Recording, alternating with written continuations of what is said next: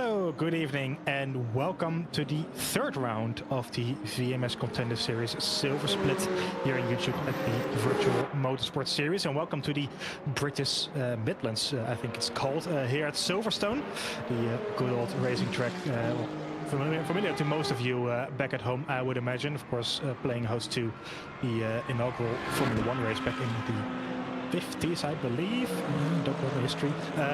And of course, home to both ELMS and WEC over the years as well. So a very famous and familiar track to most of you back at home. We are, it's the third round, as I mentioned. We are almost at the halfway point of the season here at the Silver Split. And there's still a whole lot to play for with close gaps between the drivers, especially in the hypercars, which we will come to shortly. First of all, let me introduce my ever competent co-host, Simon Muzik. Simon, good evening, and thank you for joining me once again. Good evening, Stevie. I'm very happy to be here once again. It's always nice to have you here in the box. Someone saying not quite the Midlands, thankfully, so apologies for that. I don't really know the British geometry or geography all that well, I have to say. So I hope I didn't offend anyone with that. But of course, Silverstone, a very famous track near Milton Keynes, where a lot of big racing and Formula 1 teams are located. So I think most of these drivers will have plenty of experience around this 5.8 kilometer track, 18 corners, including this one. And it's, well, like I said, it's a spectacular track with a lot of high-speed corners. The Maggots and Baggots sequence here, as you see Chris Winning completing his last practice lap.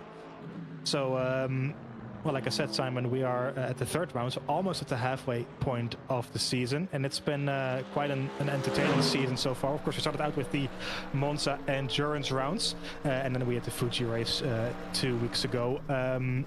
Let's take a look at the GT3 standings first before I come back to you with some questions. It is Michael Thomas in the McLaren 720S who is leading those standings. The McLaren working very well in the opening round at Monza, where the top speed, of course, is everything, and that's the before the latest update taking place. And McLaren very quick there indeed, taking 38 points in that endurance round and the third place in Fuji. David Canton also in the McLaren on 35 points and taking second place in Monza, only 8 points in Fuji, so he is just a little bit behind. Remy Rapin won 2 weeks ago in Fuji in the Mercedes AMG.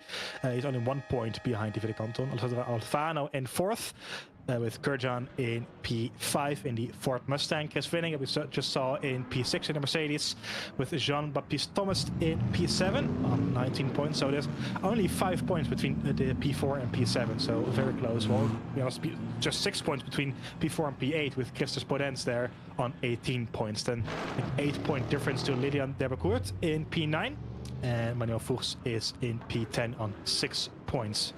So, Simon, looking at the standings, there's still, of course, a lot to play for, but Michael Thomas does have quite a gap on the rest of the field. What do you think that says for the rest of the season? Do you think he'll be able to continue that, or is the McLaren just buffed a little bit after the latest update, and it's going to be a bit more difficult for him? Well, I think if he just keeps getting a good result, top fives, he'll be definitely fine. I think he'll just survive it and just take it home. He has to just stay consistent, not give it up, because once he does that, it's the ending of the championship. He just has to go and go and go and still try to put in a good result.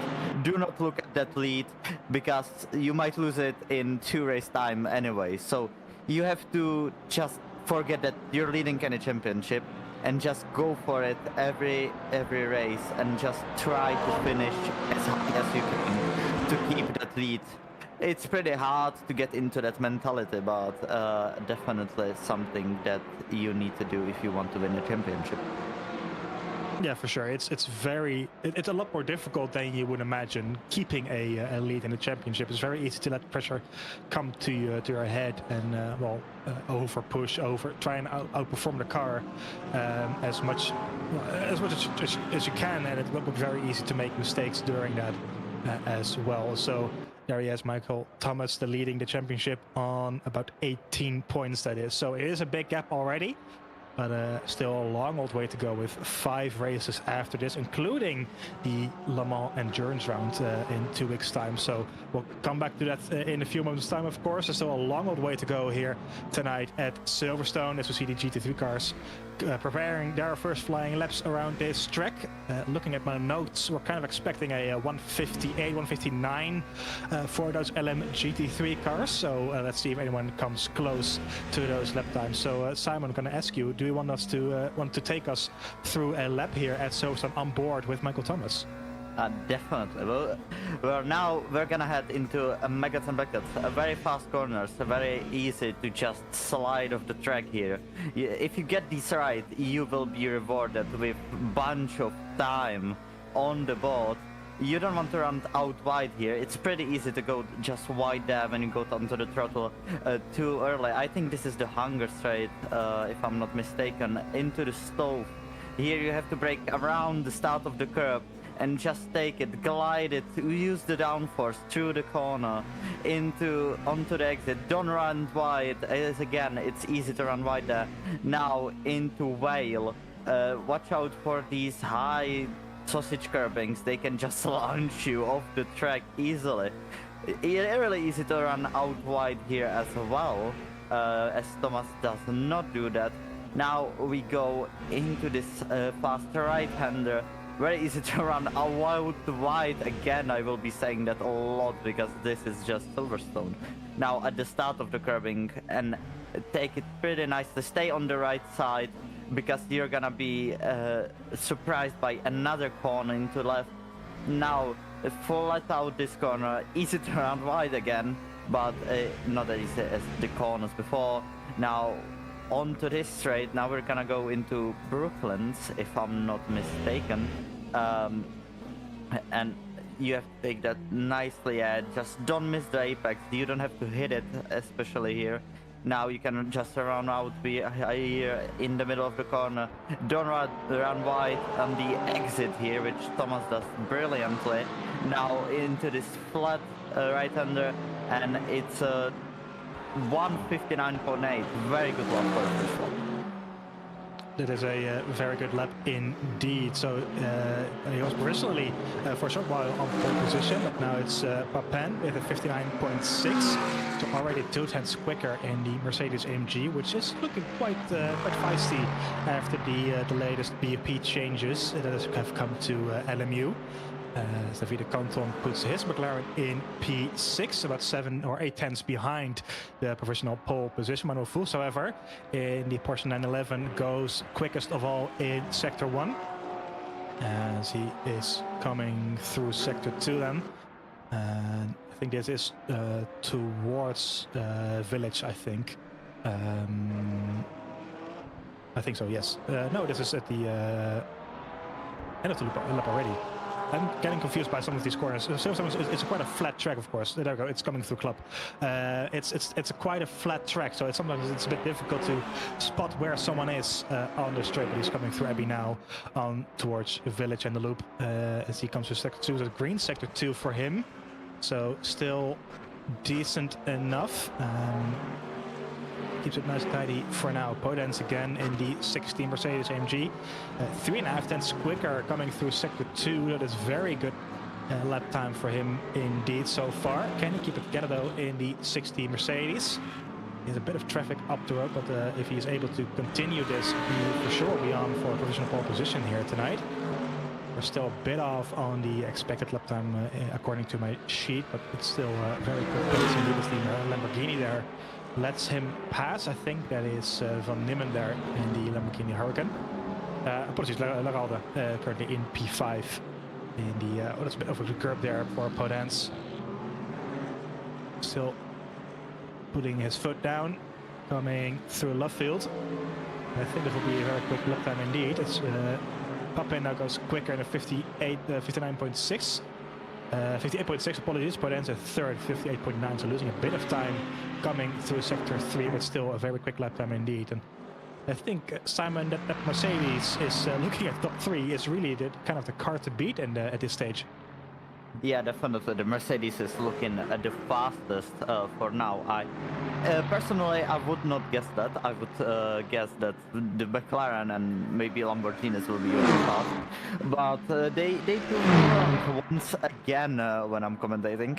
So that's probably my curse. But yeah, those Mercedes just look really fast. It's probably because they can just turn the car more easily because of the engine up front, so you can just go faster to the long, fast corners, which will play into their hands definitely. And I can definitely see a reality where we will see a podium made out of 3 Mercedes, which would be just insane. I don't know if that ever happened. Probably it did, but yeah, we'll have to see.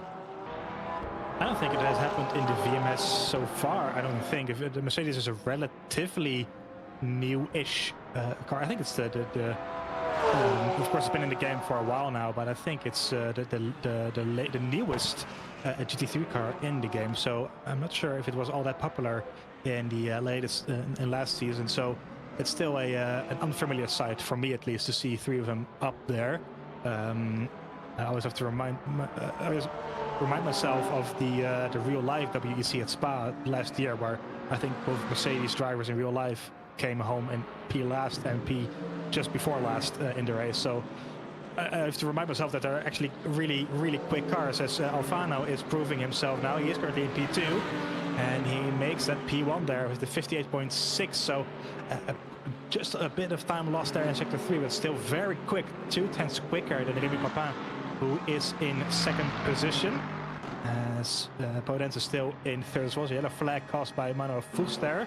He returns to the pit lane. Let's see if we can find a replay of that then. Fuchs still in fourth, but I don't think we can go any further in that Porsche. And just losing it through maggots and baggets, as you were saying, Simon, it's very easy to do that and lose a lot of time there as he parks it up, and that's his qualifying done for tonight in the Porsche 911. 992, apologies. The 911, of course, the GTE version. That's the big brother of this one. So the 992 there, parking it up, and he remains in P4 for now. Alfano is also in the pit lane. Just a minute left for these GT3 drivers to start their flying lap. And then they have about 5 minutes to complete that lap. Papin coming through. It's a bit slower in sector 2. But there's still a long way to go in this lap. So he could be on for an improvement here and potentially challenge Alfano there for pole position. He's still in first, 2/10 ahead of this Mercedes number 6. Yes, the rest of the field is kind of just slotted in, I think, and stayed in where they are, with a lot of drivers already in the pit lane. 20 seconds left to go for these drivers, but Rémi Papin could be on for an improvement here in just a few moments. On the Wellington Straight into Brookland. Late apex there. Coming through Lovefield once again. And a hard on the gas towards the National Pit Straight and the end of its lap, as my broadcaster just reminded me that the Mercedes wasn't even in the game at the start of last season, so we had no drivers choosing it as it wasn't available. So yes, this is the first time we're seeing a 1, 2, 3 for the Mercedes AMG, and I think, Simon, you were very correct in saying that it is a top 3 for Mercedes here, and could very well be the case come the race as well later on. Yeah, definitely. Those Mercedes are absolutely flying now. The only one who can really challenge them is Manuel Fuchs and Wenger in Lexus and Porsche. And yeah, it's a top 3 for Mercedes. And they look absolutely fast, absolutely stunning today. The pole position time, it's just insane. 2/10. Alfano definitely did a great job at putting the lap together there at the end. And definitely will have an upper edge into the race, because if you're fast at Silverstone, it's pretty easy not to get overtaken. If I'm not mistaken, of course, that could be a different choice, because I've never really raced here, so I'm not talking out of experience as on other tracks. But absolutely flying time from Alfano, and definitely Papin a really good time as well, just 2/10 out of the pole and 1.5 tenths ahead of Podence. So these Mercedes look abnormally fast. Yep, for sure. And how different it is for both McLarens and P7 and P8. As I mentioned, both of them really flying around Monza a month ago, and now only over 7/10 of a second behind the pole position there of Alfano. So great stuff by those Mercedes drivers as we look at the final positions in the LMGT3 field. In just a few moments' time, the hypercars will have their turn as well. Of course, this is one single session. The first 10 minutes were for the LMGT3, then we have a 5-minute break, and then 10 minutes for the hypercars. Speaking of hypercars, let's take a look at the standings. It is Nathan Perron in the Alpine 26. He is leading the standings on 5 points ahead of Niclas Ulrich in the Valkyrie with Gabapur, 5 points behind him in another Valkyrie. So it's still very close at the top there in Hypercar. 10 points behind Gabapur is Poulin in the Cadillac V Series. And 23 points with Nicholas Heinkel in the Peugeot number 8 on 18 points. Also on 18 points is Benjamin George in the Cadillac V Series in P6. Alec Knudsen on 16 points in the Valkyrie at 555 in P7. Tom Demely in the single Ferrari 499P that we have in the field here tonight, if I'm not mistaken. There we go. No, that's the only Ferrari in the field.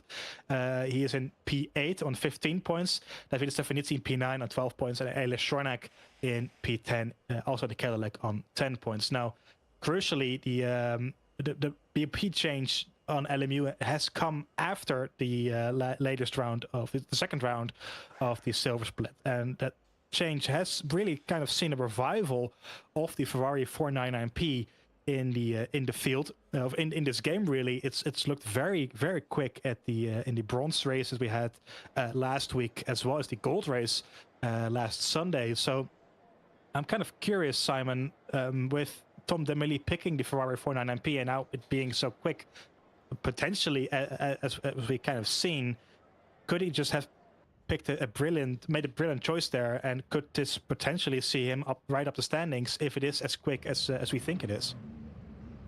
Definitely. Could be the case easily with the Ferrari being so fast, and if it's so fast, definitely he could just jump up very easily, just go up and take so much points out of the leader and out of everyone, and just go up in the standings.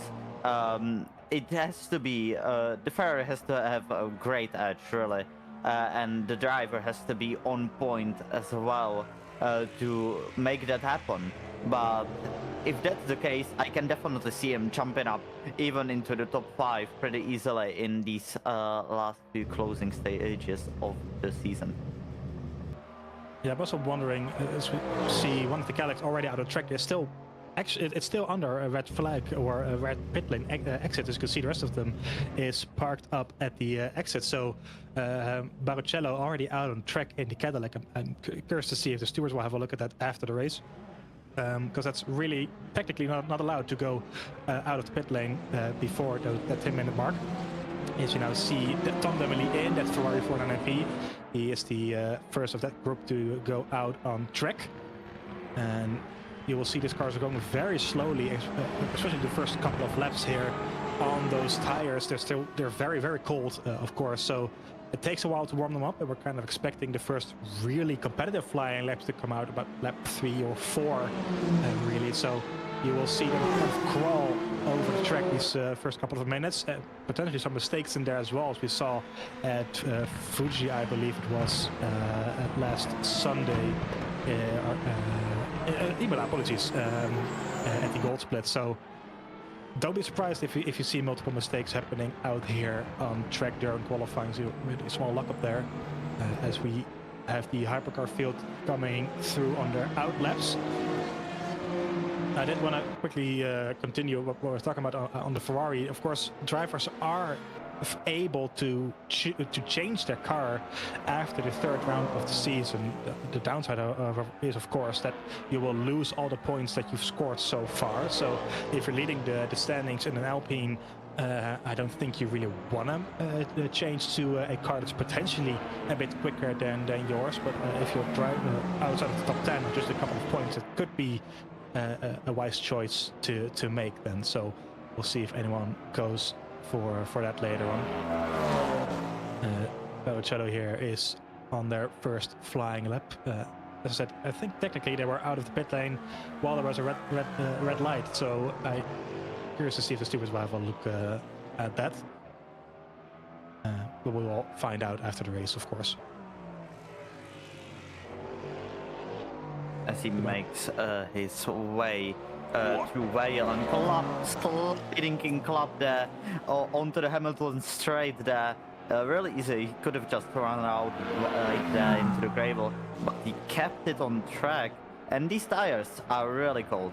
They're really hard to drive on, and they will be fast after a few laps on them. So they really have to be careful. As Stevie said, basically, it's just like driving on ice, like driving cold rocks, even, could someone say. So these times won't be fast at all. Don't expect it at all. Now, as we head with Barrichello into Brooklands and left field, as we switch to Tom Demele, I'm reading the corner names, and into Club now. Tom Demele is on a pretty good lap, but still warming up these tires. We won't really see a fast times. I think everyone will have like 2 laps to set a fast time. I don't see much more than that. Yeah, it's still a purple sector too, but it's a kind of out of perspective. As like you said, he was weaving all around, trying to get some temperature in the rubber underneath his car. So the times will drop way down come the end of this this session. There's still 6.5 minutes left on the clock for our hypercar drivers here. Steve Blackout number 2 is coming through Brooklands and Luffield on his way to the first real flying lap then in this qualifying session for the Ferrari. A time of a 1:43 in my sheet. I'm not sure if that's accurate or not, but it's about 6 seconds off now. So I think that's roughly accurate, 1:43. So we'll see if anyone comes close to that. Always a bit of a gamble that I put in there in terms of what kind of lap time we're expecting, especially with the new tires that you mentioned, Simon. That we've spoken about widely across the VMS season so far. It really is a whole different beast to drive. It's a bit slower than we used to, and it's a lot more difficult to get around it and put it in the right window, so to speak, to get the most performance out of it. As we see Barrichello also completing their second flying lap. This is already in the 444, coming through Luffield again. 2 purple sectors, no surprise there. This is looking a lot more tidy than the Ferrari just a few moments earlier. There's the 43. There we go, 43.9, so the timing was a bit behind, but it's a 43.9, so already in those 43. Madukovic, I think, so it's a spun around in the 101 there. Let's see a replay of that. Just moving aside to let some of the traffic through, so I'm curious to see if that's just track limit stand for the Cadillac. But he's still out on track there, so he's continuing on his session. But the Cadillac putting in the first lap time, Daniel Maassen in the Peugeot purple sector 2 as well. This is looking very quick already. What kind of cars are you expecting to be quick around here, Simon? It's a bit difficult for me to say, to be honest. I'm not really sure what we can expect from these. Well, to be absolutely honest with you, I have no idea about the hypercars. I maybe had some rough idea about the GT3s, but the hypercars are absolutely unknown to me around Silverstone. I never driven here with a hypercar, and yeah, it's really hard to just say, but if I could guess, I would, from the timings now, but as a whole, I would guess that the Cadillac, it will be a very strong car here, because they're pretty good in corners, and they're fast on the straights, which is really good combination. So, if I could guess, I think the Cadillacs will be the best here, but definitely I can be mistaken. Well, so far it seems that you are right with Barrichello on provisional pole position. The Jeremy Barrault off track there in the going through Megas and Baggets. A similar incident we saw in GT3, yeah, just losing the rear and sliding around, but that's the set of tires gone there. Only 8 tires for these drivers across the whole event, so that's including qualifying and the race. So you can start on fresh rubber for the race if you lose a set of tires in qualifying, but not ideal, of course, to do that, especially if you have to change tires during the race for one reason or another. So I think there will be some good old flat spots on there. And of course, you don't want to use a second set if you don't have to in qualifying as well. So not ideal for Jeremy Barrault. Another Valkyrie there within the First Racing team, 999, Niclas Ulrich. Purple sector 1, green sector 2. So it is looking quick so far, currently in P9. And he will move himself up there shortly into P5, so the 44.6. And the Aston Martin Valkyrie, it's the highest placed Valkyrie so far, as Tom Demely is now on personal pole position. There he is, and the Ferrari 409MP, the number 2. 2 tenths ahead of Barrichello in the Cadillac, so that's Ferrari really coming to life then near the end of this qualifying session. It's a purple sector 1 again there for Tom Demely.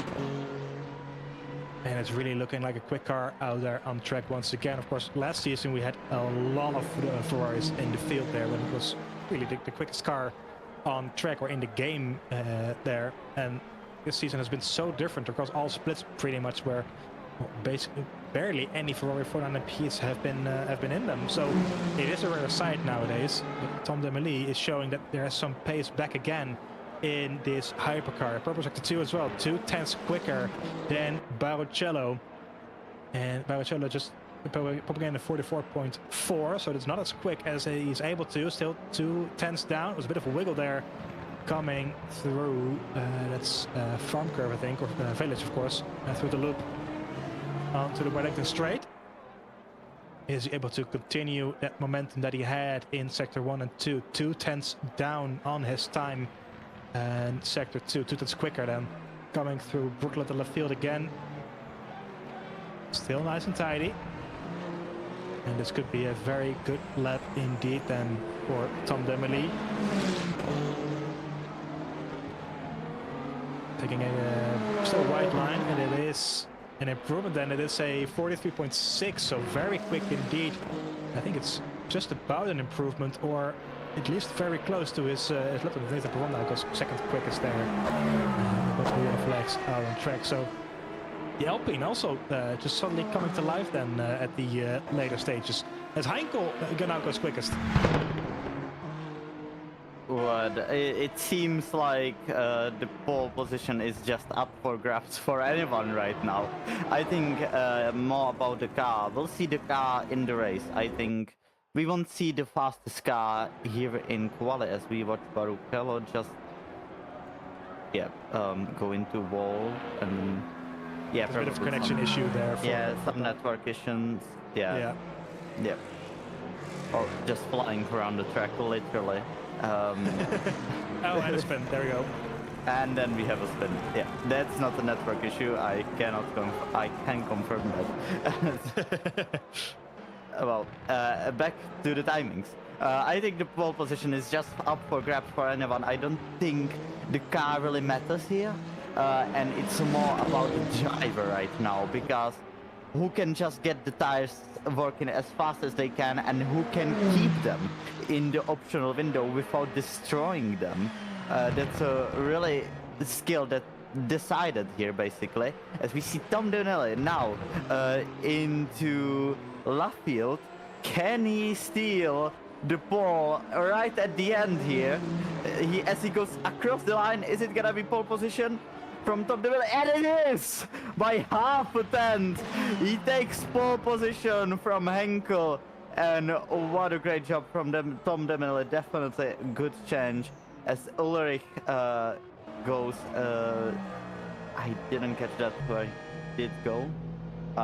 But it's Tom Demely on pole then. Very good choice then from the car, as we see Schlichting across the line in P10, not bad at all, gaining 4 tenths in the last sector.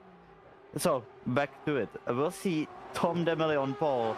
So maybe the car switch was definitely good, but I think it's more about the driver right here, because we see 5 different constructors in the top 5, which is just insane if you ask me. It really is. So it is a Ferrari then at the end on pole position there in the hands of Tom Dumoulin, as you said, at 43.5. Very quick indeed. And under a tenth of a second ahead of Niclas Henkel in second place. I did realize I just called him Heinkel, which realizing that is a German plane from World War II. And this track used to be a British airfield in World War II as well. So it was a bit good combination of an accident there. I did not do that on purpose, I promise, but it is Henkel then in second position with Nicholas Ulrich in third in the Valkyrie. Nathan Perron, the championship leader in P4 in the Alpine, 3.5 tenths down on pole position. Now, Nathan has been very strong in the races for sure during this championship so far. So, kind of expecting him to move up the field later on as the race moves. Babichotto in P5 in the end. Of course, as a reminder, he did get out of the pit lane a bit too early. So, curious to see if that's anything the stewards will look at after the event.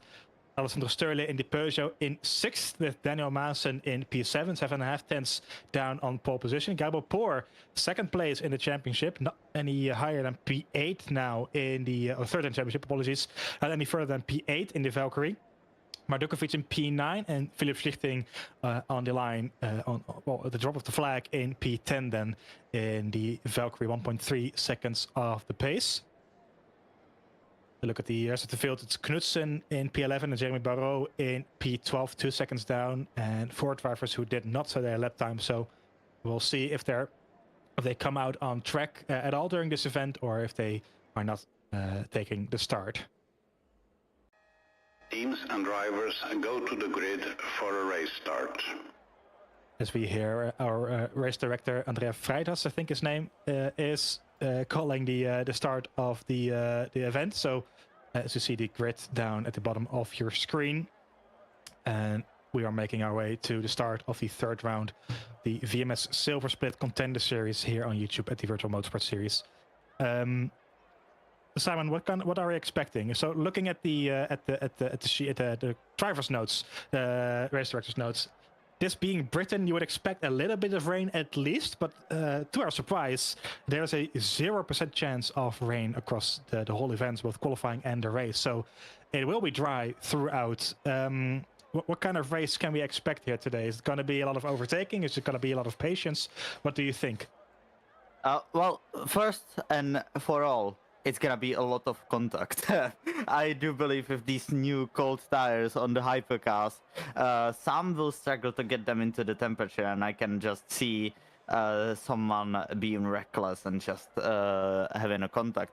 But I could see a lot of good overtaking, I think, especially in the hypercars, because the quality depended so much on the driver skill. And now it could more just lean towards the car, and it could just all change. But I could definitely be easily wrong here. It's Silverstone, and Silverstone is definitely the most interesting Formation track. has started. Thank you, Race Director.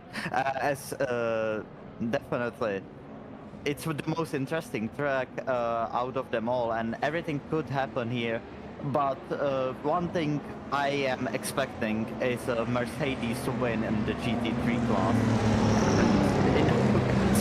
It's all four cars, definitely. Yeah, it really is. It's basically anyone's to win. It is a Ferrari on pole position there in the hands of Tom Demele with Niclas Henkel in P2. And as you said, 1, 2, 3 for Mercedes AMG in GP3. There's a lot of E's at the end of the sentence there in a row, so someone can make a rhyme out of that. You see a lot of chatter in the chat as well on no rain in Britain. What an unrealistic game this is. Well, yeah, I tend to agree with that. It's usually it rains a lot there. So luckily enough for these guys, not in this round. It is getting dark though, so that will be very tricky indeed as we go racing here in just a few moments time. An hour and 20 minutes. The third round of the VMS Contender Series Silver Split. making our way to the start of this race. Green, we are racing in Silverstone, and it's a good start by Demoli, who is still in the lead. And behind him, I think that's a podium Henkel in there by Niclas and Barrichello has made a jump there from P5. He's now for the Valkyrie and the Peugeot. Oh, there's a big race in the background for Barrichello, that is in the Cadillac. He spins around, losing a lot of ground there, and hopefully not taking him too many drivers with him. That's another Valkyrie, I think, spin around there as well. And more contact between Brabapour and Barrichello. Let's see a replay happening. Nathan Perron, the championship leader, which causes the driver to spin around them as Perron then spins around himself as well, coming through that sector. Just about avoiding the traffic. Luckily, the starters did the gold split last Sunday, but it is a whole lot of work to do then for Nathan Perron, the championship leader in Hypercar. He's dropped back to 13th position, and he's behind the LMGT3 field as a result as well. So the championship leader in Hypercar has a lot of work to do then in this race. Oh, there's a big race in the background again with Gabor, that is in the Valkyrie. And I think another Hypercar involved there as well. It's Kelly 101 that is, I guess, airborne even. Yeah, that's exactly what I said about the sausage curve. You just take them wrong and you literally go flying. That's what happened to the Cadillac here. Oh, well spotted. It is indeed the sausage curve that caused that for Mardukovic in the Cadillac, who just gets flown around in the Valkyrie. So a lot of chaos there in the early stages for the Hypercar field. There's now multiple drivers having to make their way through this field at the opening. Well, Gabor spinning around again after traffic with some LMGT3 car there as well. So Gabor, third place in the championship, not having a great start either at this the first lap. Let's see replay at that. I think it's contact with the Mercedes. Now he just spins around in his own. Rear wing damage and the just tires. Yeah, like the tires are gone, and probably rear wing damage is not helping with that. So I think there's a really low chance of him coming back to any decent place, really. You see replay of Tom Demele, and not anymore. Niclas Ulrich hunting down Tom Demele, still staying, as Masson is still not too back at all. There's still 4 different constructors in the top 5 because of that unlucky start to Perron, championship leader, who has to come back and make something out of this if he wants something.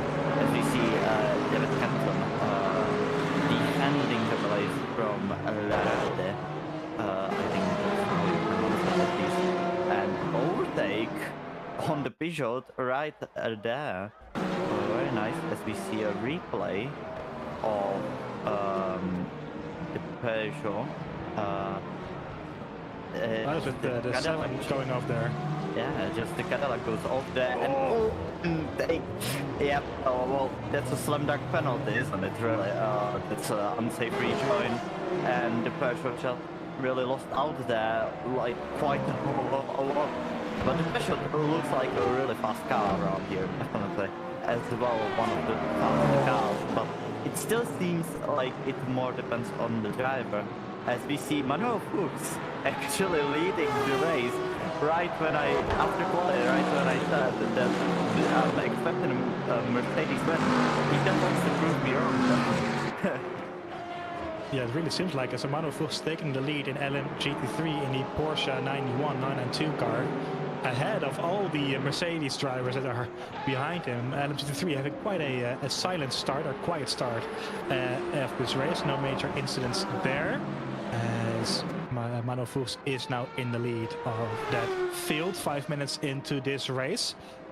And you might have noticed that the shadows are quite long. As mentioned, we are starting in the evening around this track. It's 6:30 starting time, so that will be a challenge for these drivers dealing with the coming dark and the longer shadows, and the sun as well, of course, setting around this track, and all these drivers having to deal with the light from that. So we'll see how they're able to cope with it. Matt Manoff throwing a spanner in the works of our predictions earlier on and taking the lead. Nathan Perron is out on track again in the 26 Alpine after taking an early pit stop. I imagine the championship leader involved in a huge crash at the beginning of this race, and then having a lot of work to do there. In 13th, having some internet issues there as well, but now in 13th position, and there's still a long way to go, of course, an hour and 14 minutes, but it's going to be a big job for Nathan Perron to score any form of points in this race come the end of it. So I think he is the final running hypercar out on track, with Gabapur up the road there, about a minute ahead according to the graphic in the Valkyrie. Of course, a dramatic start for Gabapur as well. A familiar name to the VMS, competing in last season as well, I think in a gold split that he did, if I'm not mistaken. And now in 12th position here, the gap between the leader, Tom Demely, and the number 2 Ferrari 49MP, ever growing compared to Niclas Ulrich behind. It's about 2 seconds now. It was within a second for a number of laps, but he is just trying to extend this as much as he can now, with Daniel Maassen in the background hunting down Niclas Ulrich for that second position. The Peugeot, as you said, Simon, clearly having a lot of pace in the opening stages and just trying to get by the Valkyrie as quickly as he can. Well done. Yeah. That the dust has settled just a little bit. Go ahead, Simon. Yeah, as we see, I think that's Sterla, I think, overtaking into Wales. But yeah, definitely the Peugeot looks like a really good car around here, which maybe I'm not surprised actually. I would expect that if I look back at it. But it's still, I think the Ferrari, if we had more Ferraris in the field, I think the Ferrari would be the best here. As Tom Demely is proving, maybe it's just the driver, you know. In Silverstone, I don't think it depends much on the car, it just depends on the driver. So we might see a difference here. I think the race just got settled very nicely after the chaotic start to the championship leader and some of the others as well in the hypercar. But it looks very settled down now as we see no, that's Bartolo hunting down the Valkyrie out of him, which is Schlichting. Now on to the understate into Stove. Can he do anything into this corner? And just too far back. And this is gonna happen a lot. Slipstream is a big, but you have to be really close. But now into Whale, Bartolo is definitely gonna try it on the brakes. And Schlichting is not defending that too much at all.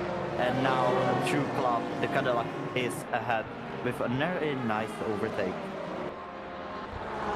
Yes, indeed. Oh, so that's Demely. That's the Ferrari. He did, well, not anymore leading Ferrari 499P. And he's dropped down to 3rd now. I think just spinning it around on his own. Yeah, just a bit too much speed there, and the hard tires on the left-hand side not really working to its optimal then. And the Ferrari reversing back, trying to get going as quickly as he can, and now in 3rd position. So the leader spinning around and now 7 seconds behind Daniel Maassen, who is in 2nd position. Niclas Ulrich is now leading the race after qualifying in 3rd, so he is ahead of Tom Demely. And Niclas Henkel also fallen back from there as well. So drama there as we see a replay of the 2 McLarens of the GT3 field as well there, battling for position. So that's a spin there for the that is Thomas. That is what we saw him rejoining just a few moments ago. So Michael Thomas, he is, I think, he is leading the standings there in LM GT3, and now dropped down to 11th position in the McLaren, which is really not working well around this track. So dominant at Monza, but nowhere near the front at this race, because we're there in keeps it out of the back from the McLaren up the road. So it's David Koert following Thomas through there. So drama in Hypercar with the leader spinning out and now 8 seconds behind P1 and P2. And the championship leader in GT3 only in P10 right now. So P11, apologies. Which is not good for his championship hopes or aspirations at all. A lot of things happening all at the same time, Simon. And I think this is now really the moment where we will see if that Ferrari is truly as quick as we think it is. It is making up some time already, but it doesn't make the job any easier for Tom Demely. It definitely does. And just for a reference, you know, he spun, and the time he made, he's still P3, which is just insane. Definitely the tires will be crying a bit more now, as he's definitely making up some time, gained 2/10 on Daniel Madsen on that last lap. So definitely making up some time, but it doesn't seem to be very marginal as we see side by side into maggots, and still side by side. What a move, Jay Barrow. You sneaky little fella into nuggets and maggots. That's just insane. You have to have like insane mentality to just do that. As we see replay of this, it's Shornack and the Cadillac overtaking the Valkyrie. Oh yeah, I'm sorry then. But my apologies for that mistake. But a very good overtake from Schnornak there.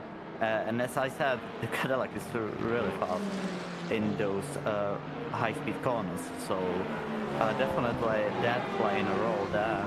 As we see now Henkel flashing the Valkyrie. The Valkyrie seems to be pretty bad around here. Oh, that's the Cadillac off. Yep, he made that overtake and then he's off.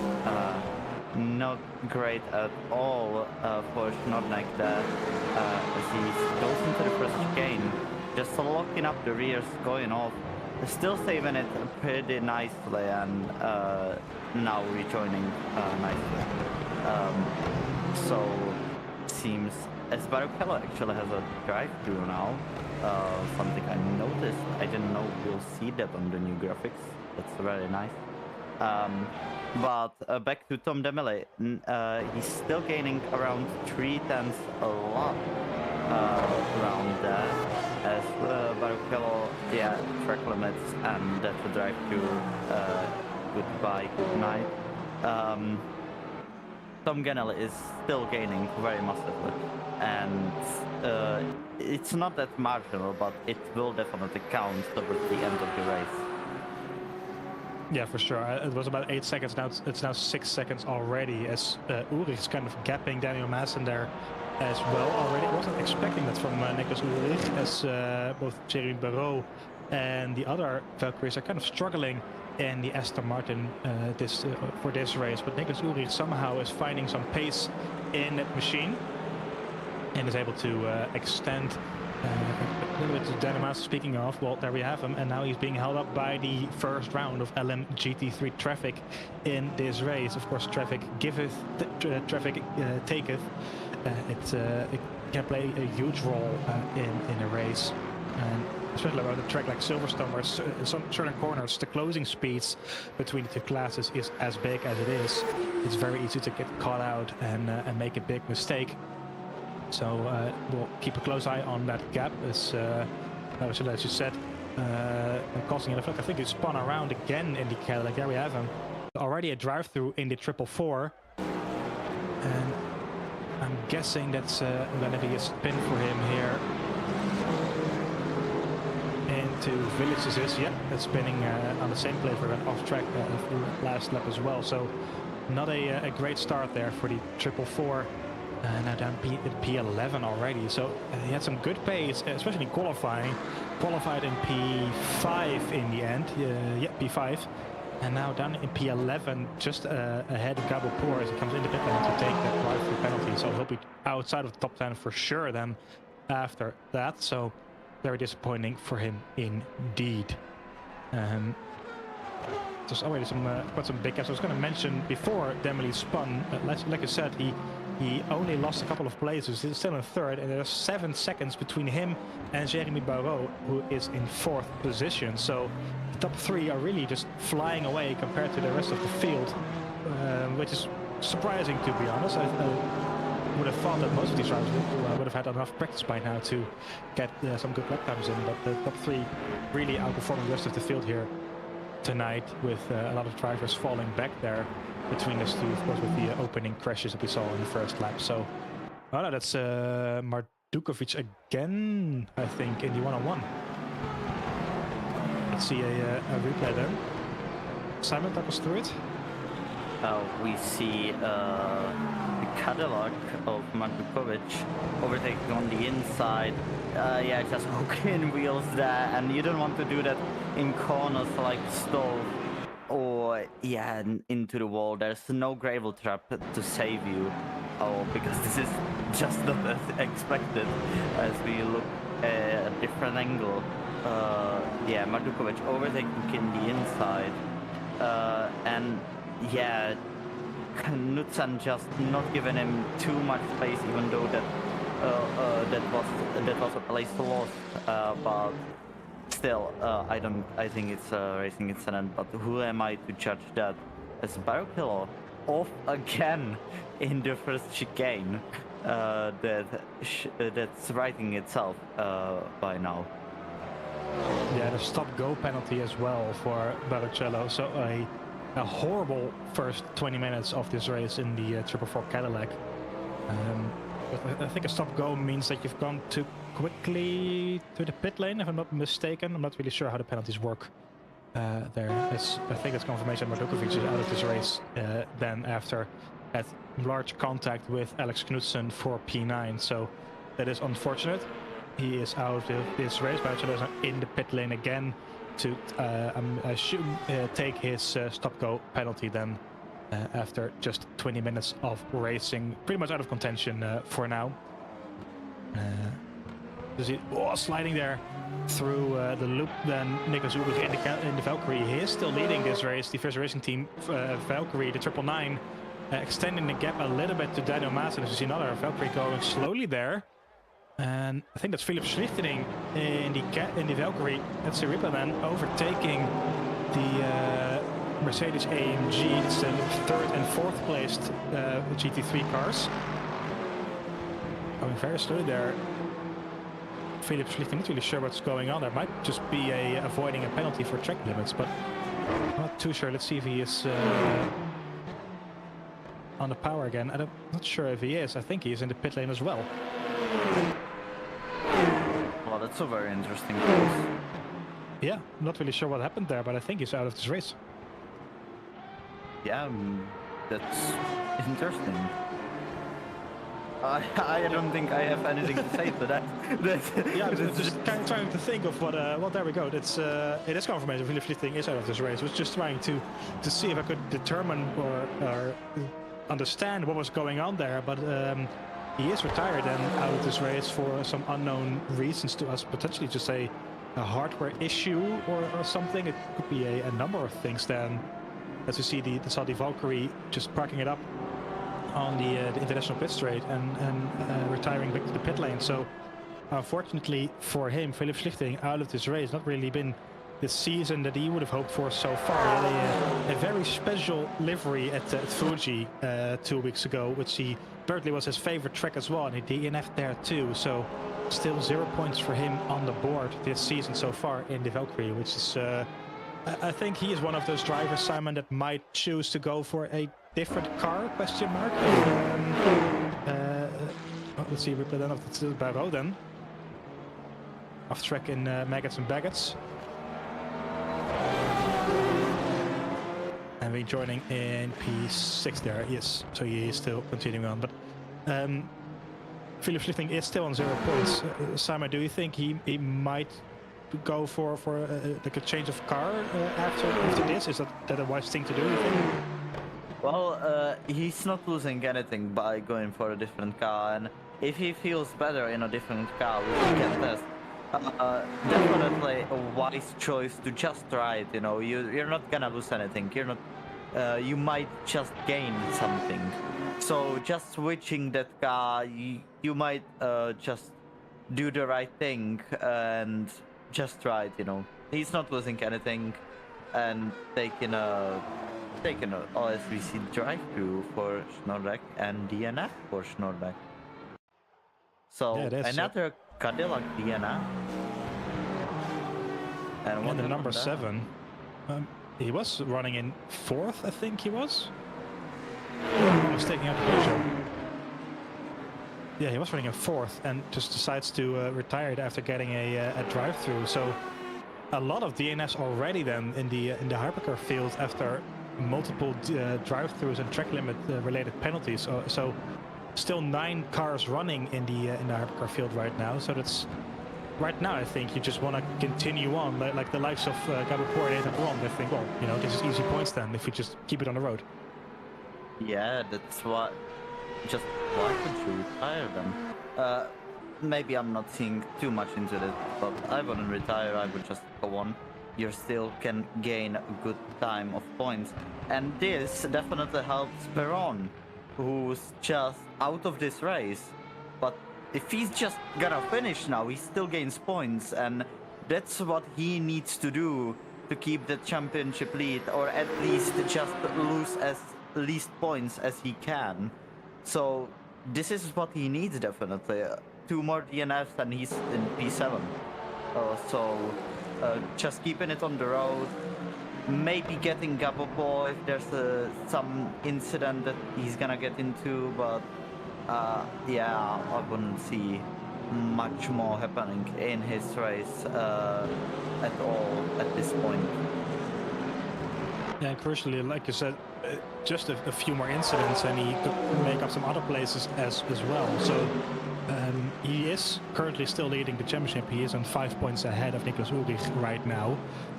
Niclas Ulrich winning the opening round and then DNFing in Fuji. So if those 5 points are easily, like you can easily cover those. Niclas Ulrich right now is on course. He's currently leading this race, of course, so hopefully we didn't jinx him there with a commentator's curse, but he is currently leading and he could be on to take the championship lead again after losing it last 2 weeks ago to Nathan Perron. And the Valkyrie is just looking very quick right now. He's keeping that gap of about 2 seconds compared to Daniel Maassen, who on his term is keeping a gap of about 8 seconds now again to Tom Demely. So Nathan Perron, it's just a matter of staying on the road, hoping there's some more incidents in front of him, and he'll be able to, well, keep the damage as minimal as he can after that opening crash through maggots and baggots that he had. So apologies. That's pretty much all you can do right now. With, like I said, it's a bit of a shock to see so many drivers already retire, especially when they're still very much in contention to score some good points. So I'm not really sure what the train of thought is there, but maybe they just only want to win. But you know, that's the whole thing with racing drivers. They just want to win, and that's all that matters to them. But it is a shame to see drivers DNF this early on. So anyway, still 56 minutes left to go. So see a dive bomber down the inside of Remy Papin for 4th position. It's the number 6 on the number 60, both Mercedes AMGs and the Shadow 1 racing team are on the outside now, coming through onto the Willingston Straight. Just not able, he's still there though, still outside with Fabian Wenger. Wenger having a bit of a better exit and maintaining ahead than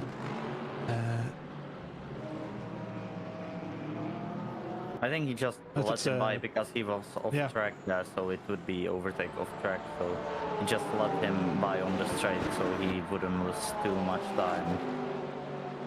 That could very well be the case. Yeah, it's Podence in the yellow Mercedes AMG with Papin in 4th there in the Shadow 1 racing team. So yeah, you could be right. I think with track limits being as strict as they are, of course. You want to avoid getting a drive-through or a penalty when overtaking off track. Speaking of drive-throughs, Beralda also having a drive tech in the Lamborghini Huracan. So he'll be coming... Oh, he's stopping there, and I think you have to do that. And he's out of this race as well, unfortunately. So 10 drivers still running in LMGT3. Maybe they all know about a party, Simon, that we weren't invited to, and they just want to go to the party. Yeah, it's highly possible, and if they don't invite me, I will be very mad. So hopefully I won't know about it. Hopefully I don't know about it. You know, don't let me just know. mad at about the commentators' curses that we put on them. Yeah, maybe my commentating is too bad or something like that. I don't know. Yeah, that's too mean to yourself. That's rude. You can't. I'm just kidding. I'm the best commentator on the world, definitely. Yeah. Yeah, of course, David Croft. Who are you? It's Exactly. Just F1, hire me. You know, Sky Sports. I'm here. I'm just waiting for the contract. Just hand it. You know. You do it for free, right? It's no money. Yeah, you know, for free F1. You know, I'm here. If you want, I don't need any contract. Just put me in the box. That's something I want to see. Though. Yeah, that's someone saying Croft is overrated. Well, yeah, I'm gonna keep my mouth shut. I think that's probably the wisest thing to do. Yeah. As we see a replay then of the overtake of that's Papen in third down the inside and off. It's a nice move by the number 6 Initiative One Esports team.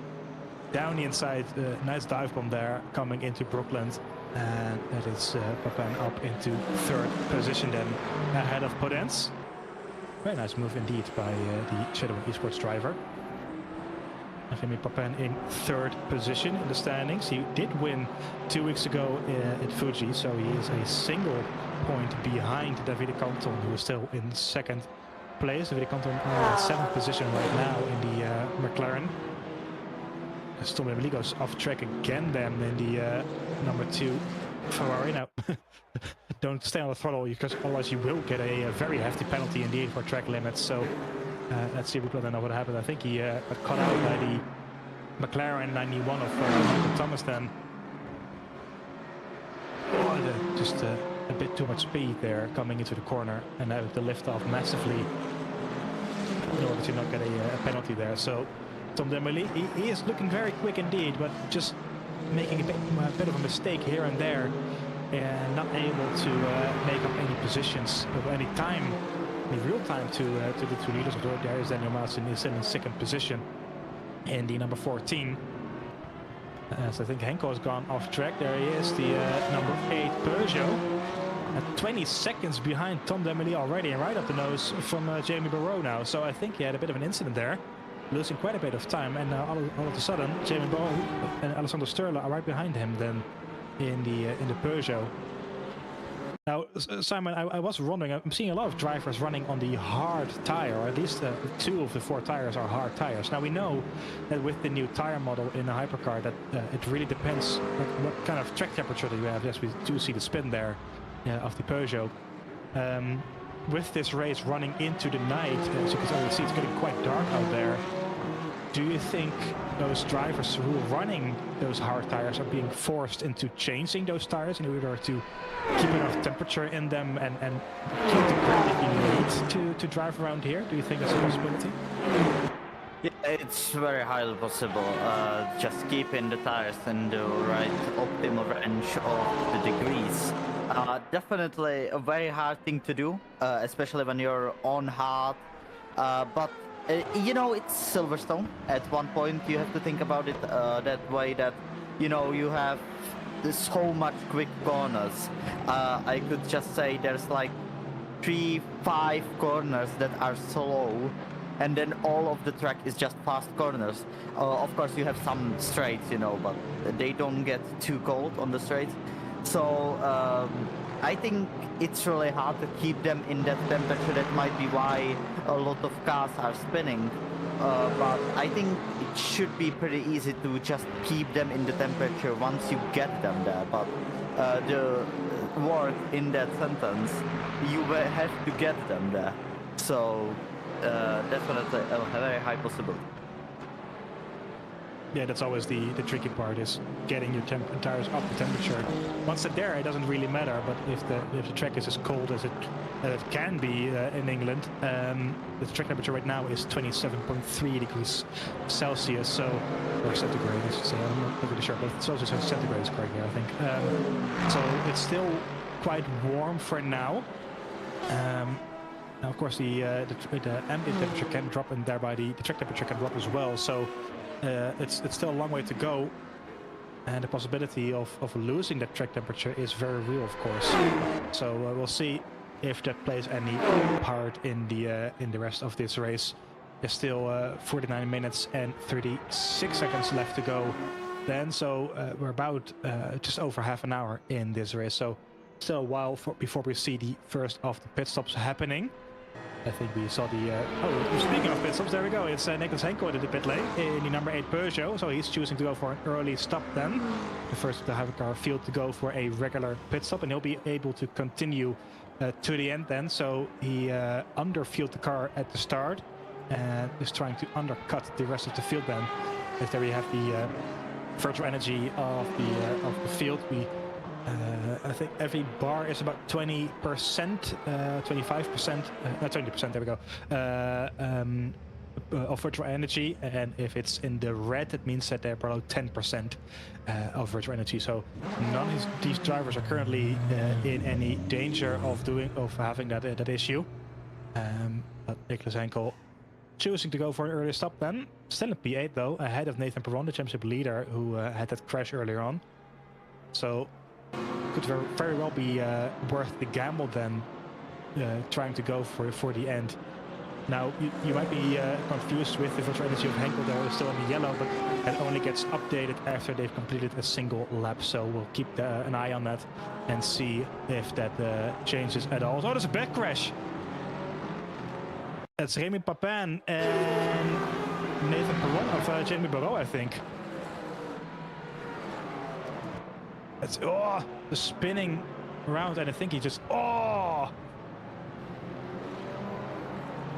and it's a massive incident then by for the 102 Cadillac, taking out Remy Papin in the meantime with no control really, contact with the number 60, and a massive hit then on the Mercedes AMG. Nothing really Jamie Barrault could do about that. But it does mean that the number 3 and 4th placed GT3 drivers are carrying a lot of damage then for the rest of the race then, or are potentially out of this race altogether. Jamie Barrault is out. Papin is into the pit, and there you have him. Podence is continuing on, but I think looking at that, Jeremy Barrault was just kind of a passenger there, Simon. Nothing really he could do about. Yeah, definitely, and that's the thing with traffic. You just have to be really careful, but fast at the same time. And we saw that incident with Demele, where he just wanted to overtake that GT3 into Maggots Beckett. No, it was Maggots. Okay, never mind. Just as fast as he can, and then he just went off. And now we see this replay. Yeah, it's basically the same. Yeah, that's just rewatching it. It's a really bad one, and I'm sorry for the GT3 Mercedes. I think it was Papin. I'm really sorry for him, but yeah, as a hypercar, you have to choose an overtaking spot and be careful about it. This was not on this overtake on the class. Definitely he couldn't do anything about it. I'm not saying that, but overtaking around the outside into Maggots and Beckett, a GT3 where you have to run out wide to take it as fast. I don't know, really. You have to be safe to overtake. So it's a very interesting one. But I would say the blame is on the hypercar there. Just overtaking around the outside there is not on in a different class. Yeah, I think it was into the farm curve. We will see now the leader coming through as well. But like you said, it was a bit of an opportunistic move there by Barrault to get a pass on the outside there. very desperate and not really something that is safe to do. It can work, but it can also end very horribly, as we just saw with the massive impact with Remy Papin, who is still out on track. Then he is a lap behind on the lead in LMGT3, but he is still in P10, so that's a single point then, for now at least, for the Mercedes driver. As we see the Valkyrie of Niclas Ulrich coming to lap Niclas Henkel there in the Peugeot. So Henkel, of course, already made his pit stop, making an early stop then in the number 8, and he's now being lapped by the Valkyrie. As you can see, flashing the lights, wanting to get by. Blue flags not working the same in this category as it does in the first in Formula 1. You don't have to get on the brakes and let them pass by instantly.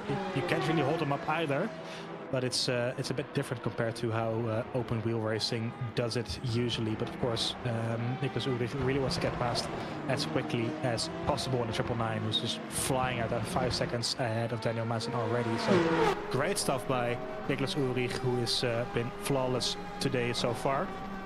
But oh, there we go. He gets past Niclas Henkel, who lifts up a bit early into Stowe and lets him go for now. So coming back to the thing I was saying on Jeremy Barrault, I think it was a bit of an opportunistic move there around the outside, and the Mercedes couldn't really go anywhere at that point. And well, just contact happening, and then the massive incident with Remy Papin. So I think the stewards will have a look at that and probably find Barrault to blame for that one, if I'm having a guess at it. But of course I'm not the steward, so I'm not going to decide anything, and we'll see how they point at it. But back at the action happening on track, there's a battle for the lead in LMGT3, and to no surprise, Simon, it's Mercedes trying to go for the win here.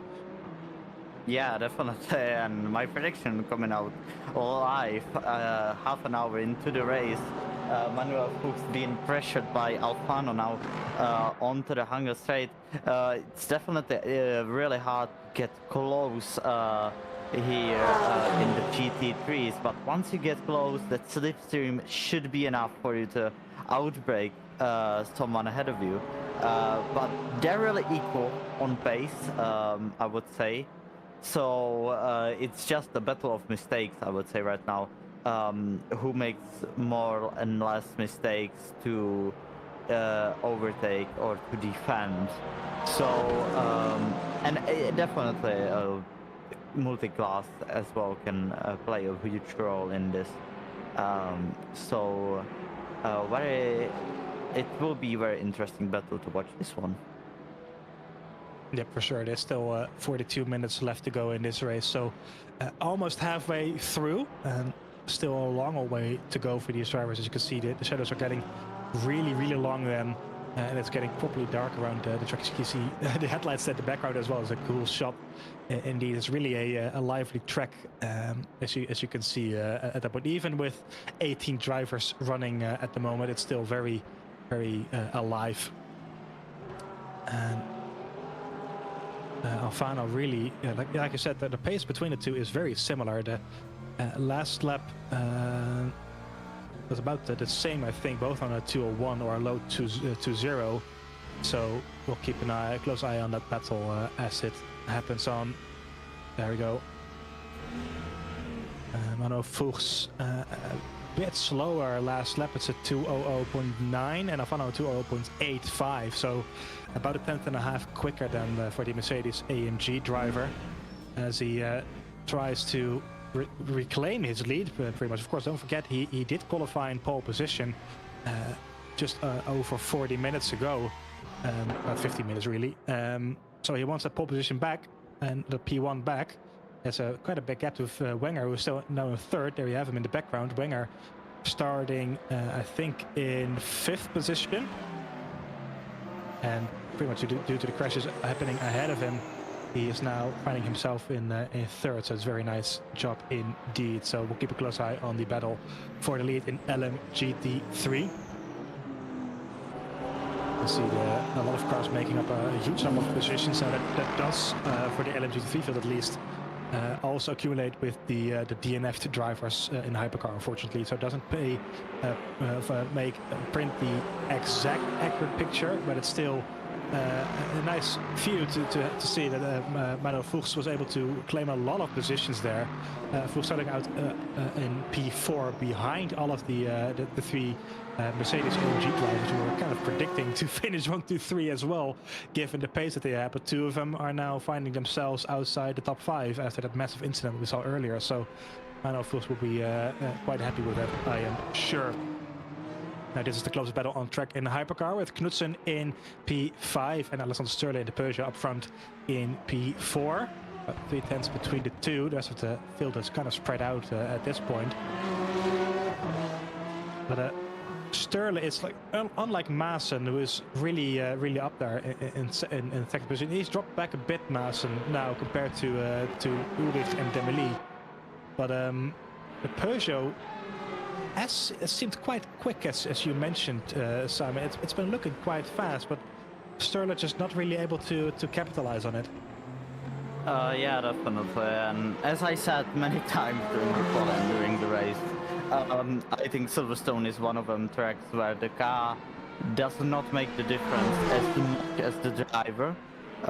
So, yeah, you know, the Valkyrie looks really bad in hands of some drivers, but then you see Niclas Ulrich reading the race effectively. So, I think it depends on the driver here, really, as it's getting really dark now and probably colder. So, these tires will be colder and colder, and it will be definitely making the difference into these fast corners where you can just easily fall off, as we've seen with Jeremy Parrott.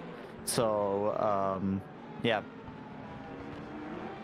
As we also see Demely closing the gap now completely to Daniel Maassen. It's now 9 seconds behind Niclas Ulrich. So the Peugeot there really has dropped back significantly across the last couple of weeks, which, to my surprise, to be honest, with the Peugeot, I think, and that's Daniel Maassen running on 4 mediums, with the Ferrari running on 2 hards on the left-hand side instead of mediums. So, to my surprise, really, as the track has cooled down a bit, and it's later on in the race, the pace of the Ferrari on those hard tires really has come to life again. And Maassen there in the number 14 Peugeot, quite kind of struggling in the stages, struggling to keep it on the road, just having to survive at this point. Let's see, last lap Demely was 1.5 seconds quicker than Daniel Maassen.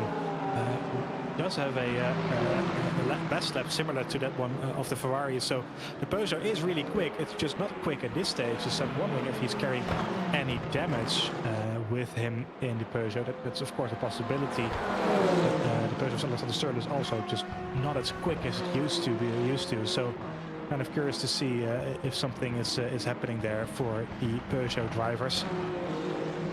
Could of course affect Nicholas Henkel as well. Henkel is in P8, but he has already made his one known pit stop in this race. So if he's not able to get any pace out of that car either, then that could be dramatic for him in this part of the race. He's now 20 seconds behind Nathan Perron, and I think that was just a couple of seconds, about 10 minutes ago. So I think the Peugeot is just really struggling in these colder temperatures, or at least with the coming of the night.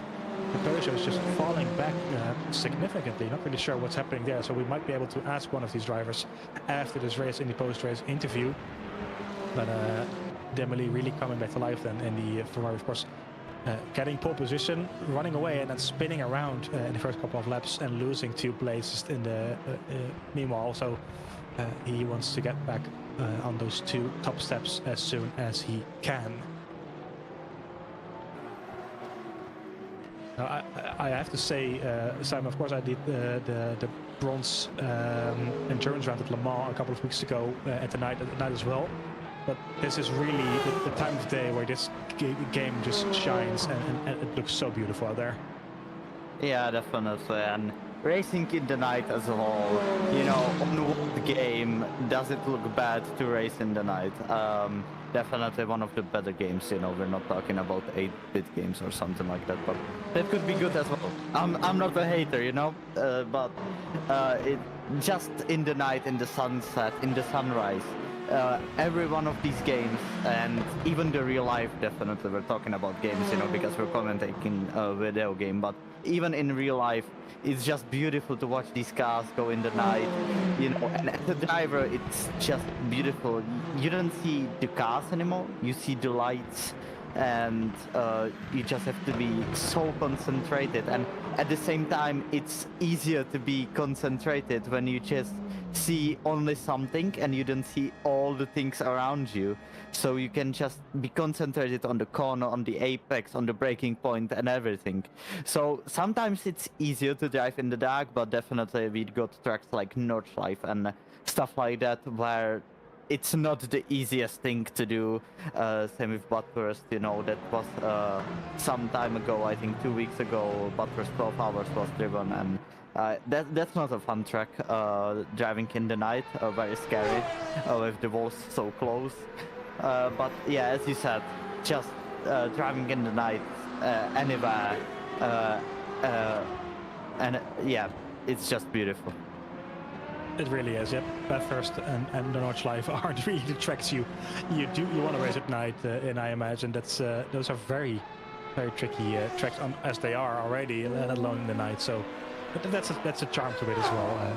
Anyway, it's something beautiful, and of course it's just a computer game, but it does capture that essence of racing in these conditions very nicely indeed. So it's a pleasure to watch as always. We just saw Knudsen and Gabapur coming in for their first and only pit stops of the day, or of the evening I should say. So they'll be coming in short. They've just come out. Gabapur has caused a yellow flag there, so I think it is going slow there. I think he has had a spin coming through Megas and Baggett's as the P2 and P3 are coming through then to lap him. And there we see them in the background. So Gabapur letting them through. He is now a lap down. Of course, those two guys still have to make a pit stop, so he'll be unlapped shortly as well, I'm sure. Let's see, the 22 coming out of the pit lane. Of course, cold tires, don't forget. Even if you haven't changed them, they will have cooled down significantly. You don't want to push too much then right through these very tricky corners, as he's being lapped by that's the leader Niclas Ulrich coming through, lapping him and then having a spin then on those cold tires, losing a place as well in the meantime, I think, on Niclas Henkel, who's 9 seconds up the road compared to him, so at least lost a bit of time then to the Peugeot, but no damage luckily for Gabapur, still in P8, the final running hypercar in the field tonight. I'm sure we'll see a number of other hypercars coming in shortly as well for their first and only stop. And same for the LM GT3 drivers. So the GT3 drivers have a bit more virtual energy in the tank than the hypercars. So they're able or allowed pretty much to extend their stints ever so slightly. I think that's done on purpose in order to avoid the whole field of both hypercars and GT3 cars coming in at the same time.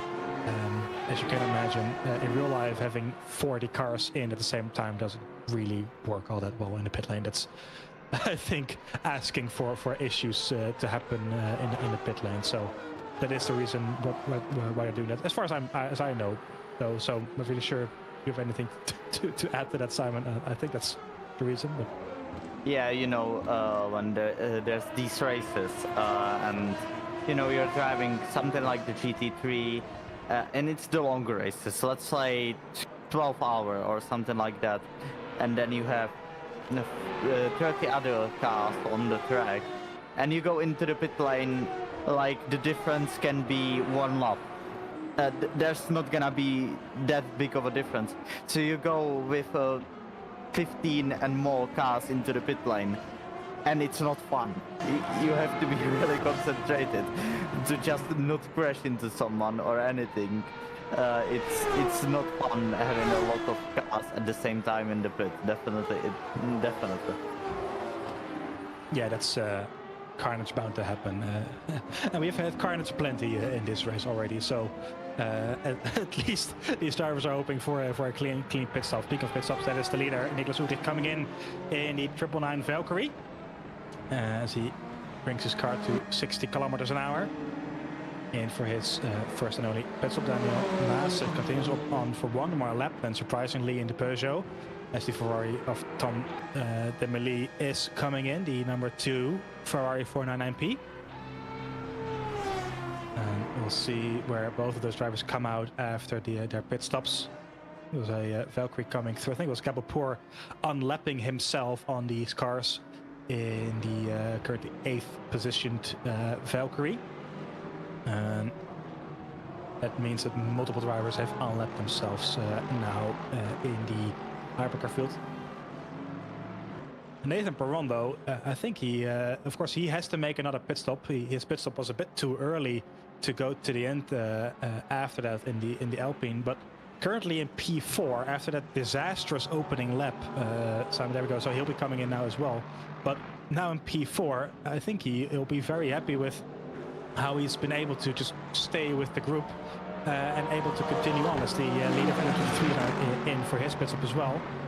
But I think Nathan can be very happy with the recovery drive that he's been putting on. Definitely, and this is what I've been talking about when you ask me as a championship leader. When you're the championship leader, you just have to finish the race. It doesn't matter even if you finish out of the points, you tried. And you know, this is exactly what champions do. You just finish the race in the points, whatever it takes. Not even in the points, you just finish it, whatever it takes. While we're talking about that, the race direction changes to M. Thomas. The same, leading the championship and just finishes the race, just get as much points as I can, just, you know, take control of the situation as much as I can and not lose the lead, or at least not lose as much points. This is exactly what you have to do to be a champion. So a very good drive from M. Thomas and Nathan Perron as well. Just a champion drive today, just the mentality to stay in the race.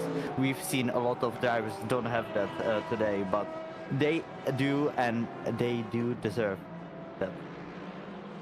Yeah, it's really just been a matter of surviving, and like we said earlier, I think after lap 1, Nathan Perron was in the 11th or P12, but with multiple cars crashing or exiting the race, he's now up into well, at least P8, as there's just 8 hypercars left running in this race, and same is for Michael Thomas. So there are still some guaranteed points there for both of the championship leaders in the silver splits. So still able to get points come the end of it. So that's Daniel Maas now out of the pit lane in the Peugeot. He is still ahead of Tom Demely, and there's a bit of a gap now between the two as well.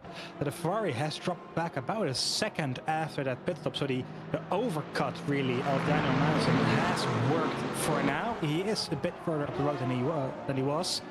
As you see a replay then of Davide Canton, I think overtaking Chris Winning in the Mercedes AMG.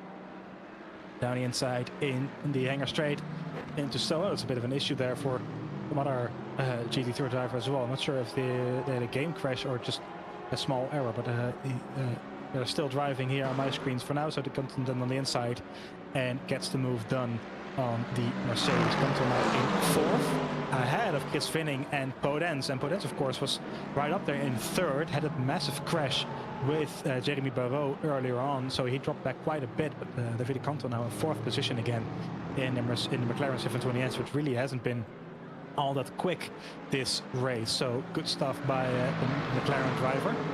Manuel Fuchs is just out of the pit lane, and Alfano now is leading that race. And Manuel Fuchs, of course, been leading for a while now, but there we go. Alfano in the 113 Mercedes AMG took pole position, lost it to Manuel Fuchs, who has been very quick indeed in the Porsche 992. And now looking at the back at him, about 1.4 seconds behind. I think Manuel Fuchs has a lot of work to do here in the last 26 minutes in order to get the win that he wants.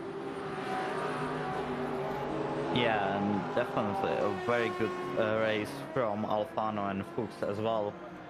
Just driving between these two has been amazing the whole race, and quali as well. You know, Manuel Fuchs just keeping that in the top 5. And now he can challenge for the win. It's amazing.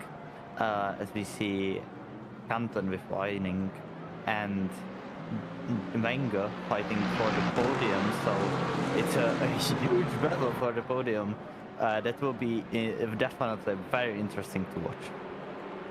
Yeah, and remember, Davide Canton is currently in second position in the championship on 35 points. He's a single point ahead of Remy Papin. Now, Papin, of course, is out of the top 8 at least. I'm not sure if he is still running in this race, but he got hit by the Jeremy Bureau in that incident where Podence was involved as well. So he'll for sure be able to extend that single point gap to Remy Papin in third.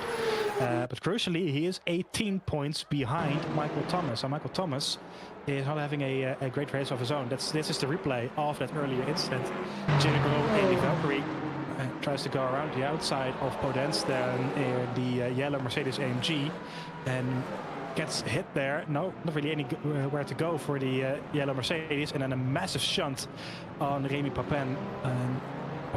Barrault losing a wheel and his rear wing during all that as well, and Papin having a lot of damage, was at least a lap behind after that, so I'm not sure if he is still driving, but a huge amount of damage at least for the Mercedes driver. Potentially losing his third place then, because behind him is Alessandro Alfano on 24 points, so 10 points behind, and Alfano right now is on course for at least a podium position as it stands. There's confirmation Remy Papin is out of this race. Same for Michael Thomas. We have completely missed that, but the leader in LMGT3 is out of this race as well. So Davide Canton, now in fourth position, will be able to close that gap of 18 points quite significantly. So far it will be 12 points if I'm not mistaken.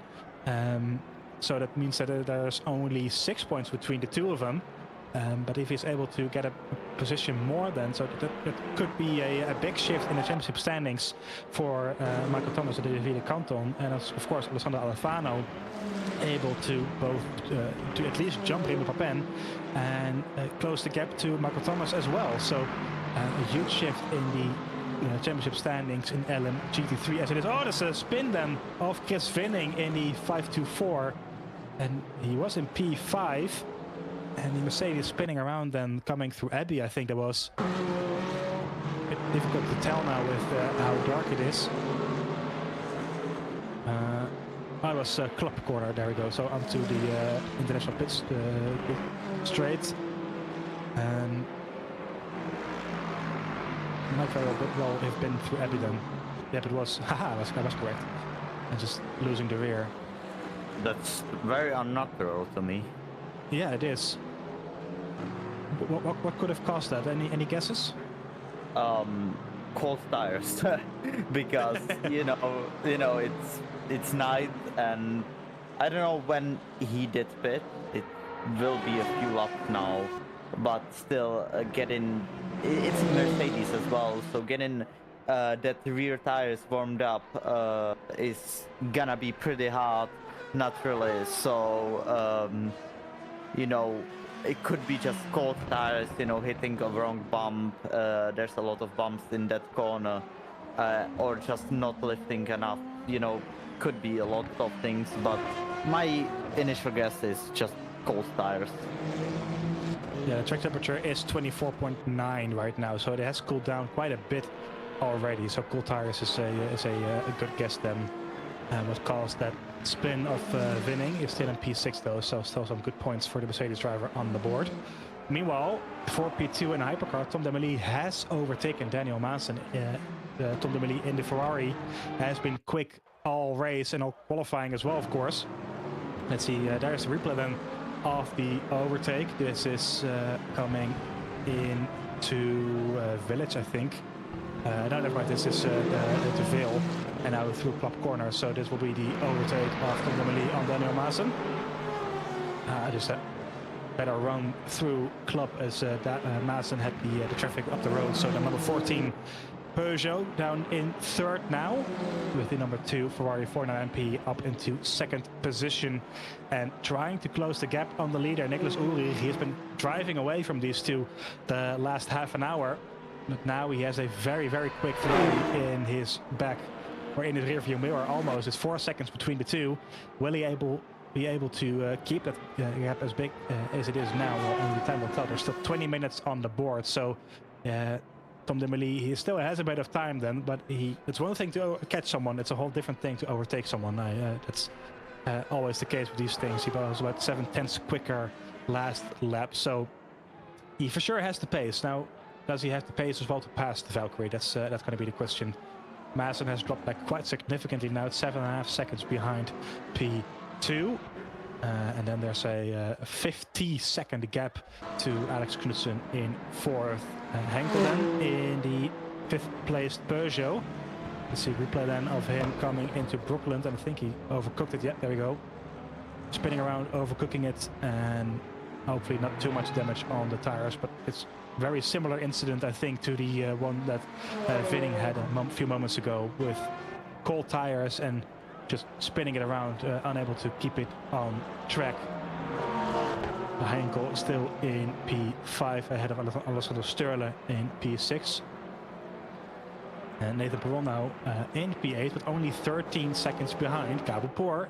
As you've said multiple times, Simon, it's just a matter of keeping it on the road, and well, you find yourself in a somewhat decent position come the end of it. So 13 seconds behind Kabelpoor is nothing to be ashamed about after that horrible first lap for Nathan Perron. And we'll be glad to at least take 3 points with him home as it stands. Yeah, definitely. Good race from Perron. Just keeping it there, you know. He was, as well, he was 55 seconds off after the few minutes of this race. Now he's 12 seconds, which is a huge comeback itself, you know. How many is it? Is it like 40 seconds? Which is just insane to coming back then and just keeping it on the road. You know, getting that points you need to just still have a chance, still have that one hand or at least even a finger on the championship trophy is definitely a good thing that he kept going. Yeah, so it is like I've mentioned before, it's 5 points between him and Niclas Ulrich. Ulrich will, as it stands, take 25 points, of course. That means he is 5 points ahead of him, but with the, or 20 points ahead of him. Apologies, not 5 points. There's a 5-point difference, but he will be 20 points ahead of him as it stands. Now there's still 17 minutes to go. Knowing me, Ulrich will have an incident later on with how bad my commentator's curse is. So there's no guarantee, of course, but as it stands, it's looking very good for Niclas Ulrich to retake the championship lead after losing it 2 weeks ago in Fuji. And Nathan Perron taking 3 points as well as it stands. That means the gap is about 17 points come the end of this race. So every point counts, especially towards the later stages of this race, the season, I should say. There's still 5 rounds to go after this, including an endurance round of at Le Mans in 2 weeks' time, which is always a very, very cool event, as it is, especially around Le Mans. It's a very, very cool event, and one that everyone should look forward to. I would imagine so. So. Yes, it's still a lot to play for, and of course with the likes of Kabelpoor as well. He's in 3rd in the standings so far, but only in P7 now, so just scoring 4 points and losing quite a bit of points compared to the 2 leaders. So there's still a lot of points to score, a whole long way to go in this season. So whatever's happening now is no guarantee that will remain the same for the rest of the season. However, right now it is looking very good for Niclas Ulrich. Still 4.5 seconds up the road of Tom Demely. That gap is remaining about the same. Saying that, it was about a second quicker, Tom Demely. Slower, I should say, last lap compared to Niclas Ulrich. 46.2 to a 45.1. So Ulrich for sure does have some good pace in the Valkyrie. So just take a quick look through the rest of the field. Nothing else, not much else happening in Hypercar, but the battle for LMGT3 is still very much on. It's Alfano in the lead now, just half a second to Manuel Fuchs, who's still there in 2nd position. You can see the beaming headlights of the 2 GT3 cars. Great shots there by just not just our race director, well, especially our broadcaster Niclas Domino, but also this game with the camera angles there. Lovely camera work indeed. So these two leaders just flying off the road to Fabian Wenger in the Lexus in third, and the McLaren surprisingly in fourth. So really the Mercedes just dropping back across the race, unfortunately for them. All of them except for Alfano is still leading. We haven't really spoken about Wenger, Simon. He qualified in fifth in the Lexus. I think he's the only Lexus in the field in LMGT3. Let me just double check that. I think he is. Yes, he is. He's the only Lexus in the field, kind of to my surprise, but he's been driving really well this race. It's a decent performance so far for him. He's doing an amazing job. I don't know how the Lexus is with like a car on it, but it's an amazing job to keep it there. I think he qualified fourth, if I'm not, fifth actually, if I'm not mistaken, somewhere around that, you know.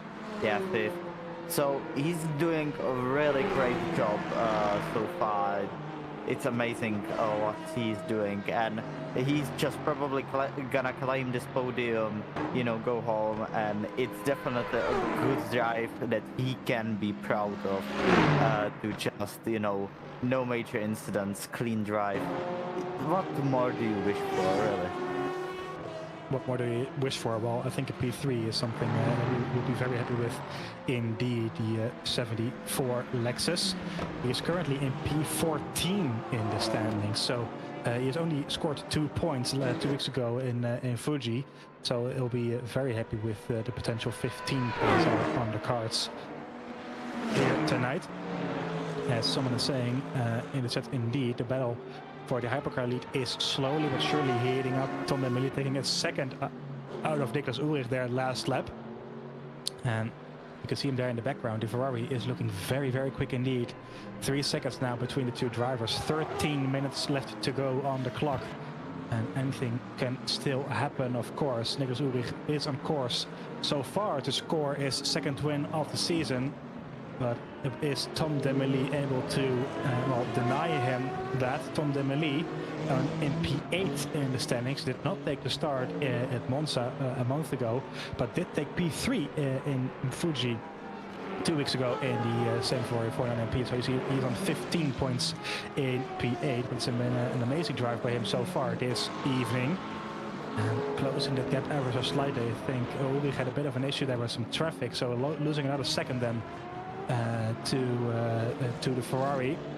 It's about 2.7, 2.8 now, so there's a lot of work to do then.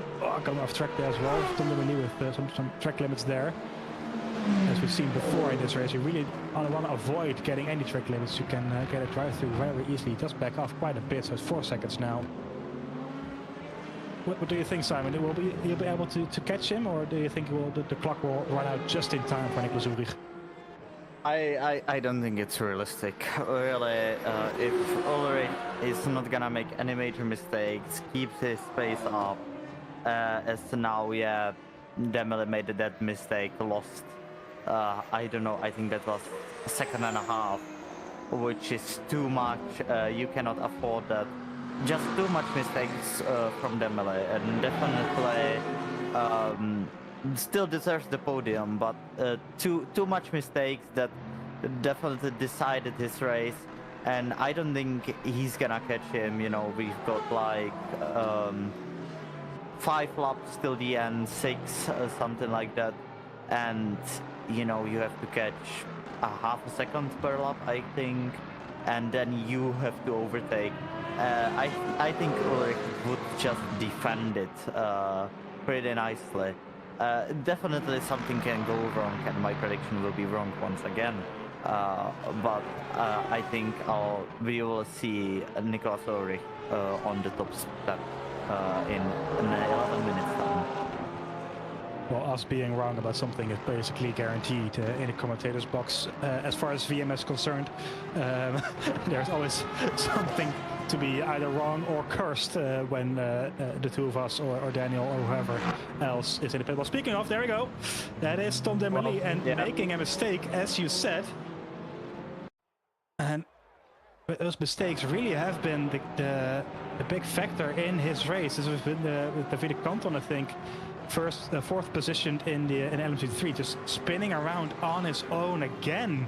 Tom Demely, it's the second time that's happened to him in this race, losing not just a lot of time, but also position there to Daniel Maassen again. Maassen up in P2 once more, and there's now a big gap between him and Tom Demely in third, 4 seconds between the two. Now we have seen Daniel Maassen struggling on the pace, so I would imagine that Tom Demely might be able to get past him once again, but there's now 14 seconds between Daniel Maassen and Niclas Ulrich, so I think that's a bit too much then for the Ferrari driver. As Manuel Fuchs has a driver penalty in LMGT3. It's all kicking off at the same time now.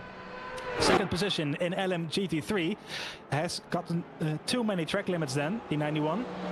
And that's a drive-through penalty for him then. So that's not how he would have wanted to end his race. And he'll have to come in shortly then to take that, which will put him out of contention really for podium position then. I think he'll drop way back down the field, potentially even to P7, I think, doing some quick calculations. So Manuel Fuchs disaster then, a great drive by him all race, and now a drive-through in the closing stages then, while he was hunting down Alfano for the race win. So that puts Wenger up into second position and Canton up into third then. So two of those drivers we haven't really seen much about. We just spoke about how invisible they were, but how good their drives have been this evening, and now they find themselves in a net P2 and P3. So great job by them for just surviving and staying there as much as they can. So Manuel Fuchs will be screaming there, and he won't be happy with that for sure. So a lot of things happening all at the same time now at the final 9 minutes of this race. Demely has closed the gap then to Daniel Maassen, 0.5 of a second.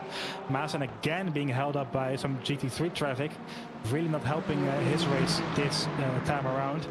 And I think this with Tom Demely getting the move done shortly on the Peugeot driver, gaining 3 seconds just last lap. Yeah, Maassen going very deep there into Kopp's corner.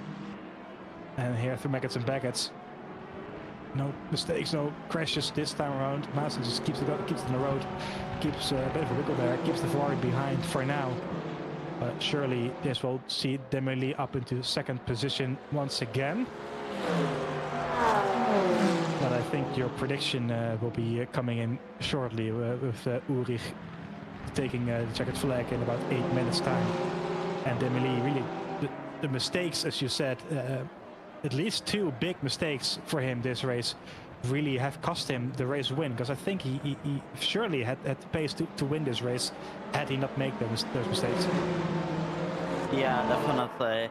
And you know, all of these smaller mistakes as well just get piled up into like a big ball, and then you just lose. That ball is how much time you lose with that, and now Maassen is not gonna make it easy for him, you know. He's just gonna defend him, and Demely could definitely make a mistake another here. I think he's just not handling the pressure of that for some reason. I don't know. That's just my guess, you know. It doesn't have to be right, but Maassen is not gonna give him a good time now, because that P2 can be a huge difference in the championship, and definitely in the result itself. You know, defending so much faster Ferrari, which is about 3 seconds faster than you per lap, defending it towards the end. You know, not a lot of laps remaining, so this still is on this P2. As Manuel Fuchs, really unfortunate for him, that drive-through. He's driven such a clean race, such a beautiful race. Definitely deserves to be on the podium. Just not the day today, is it, for him? And yeah, the Ferrari just cannot get close enough for an overtake. So this will be very interesting. Maybe into Wally now. Tom Demely will have a chance around the outside. He tries to go around the outside with Peugeot, and he makes it stick. And yeah, defends it nicely, places the car very nicely. Maassen cannot do anything about it. and now Tom Demele is fast again. Now we'll see a replay of this beautiful overtake around the outside. Maybe the Peugeot is on really old tires or something happened. I'm not really sure, but this was really good.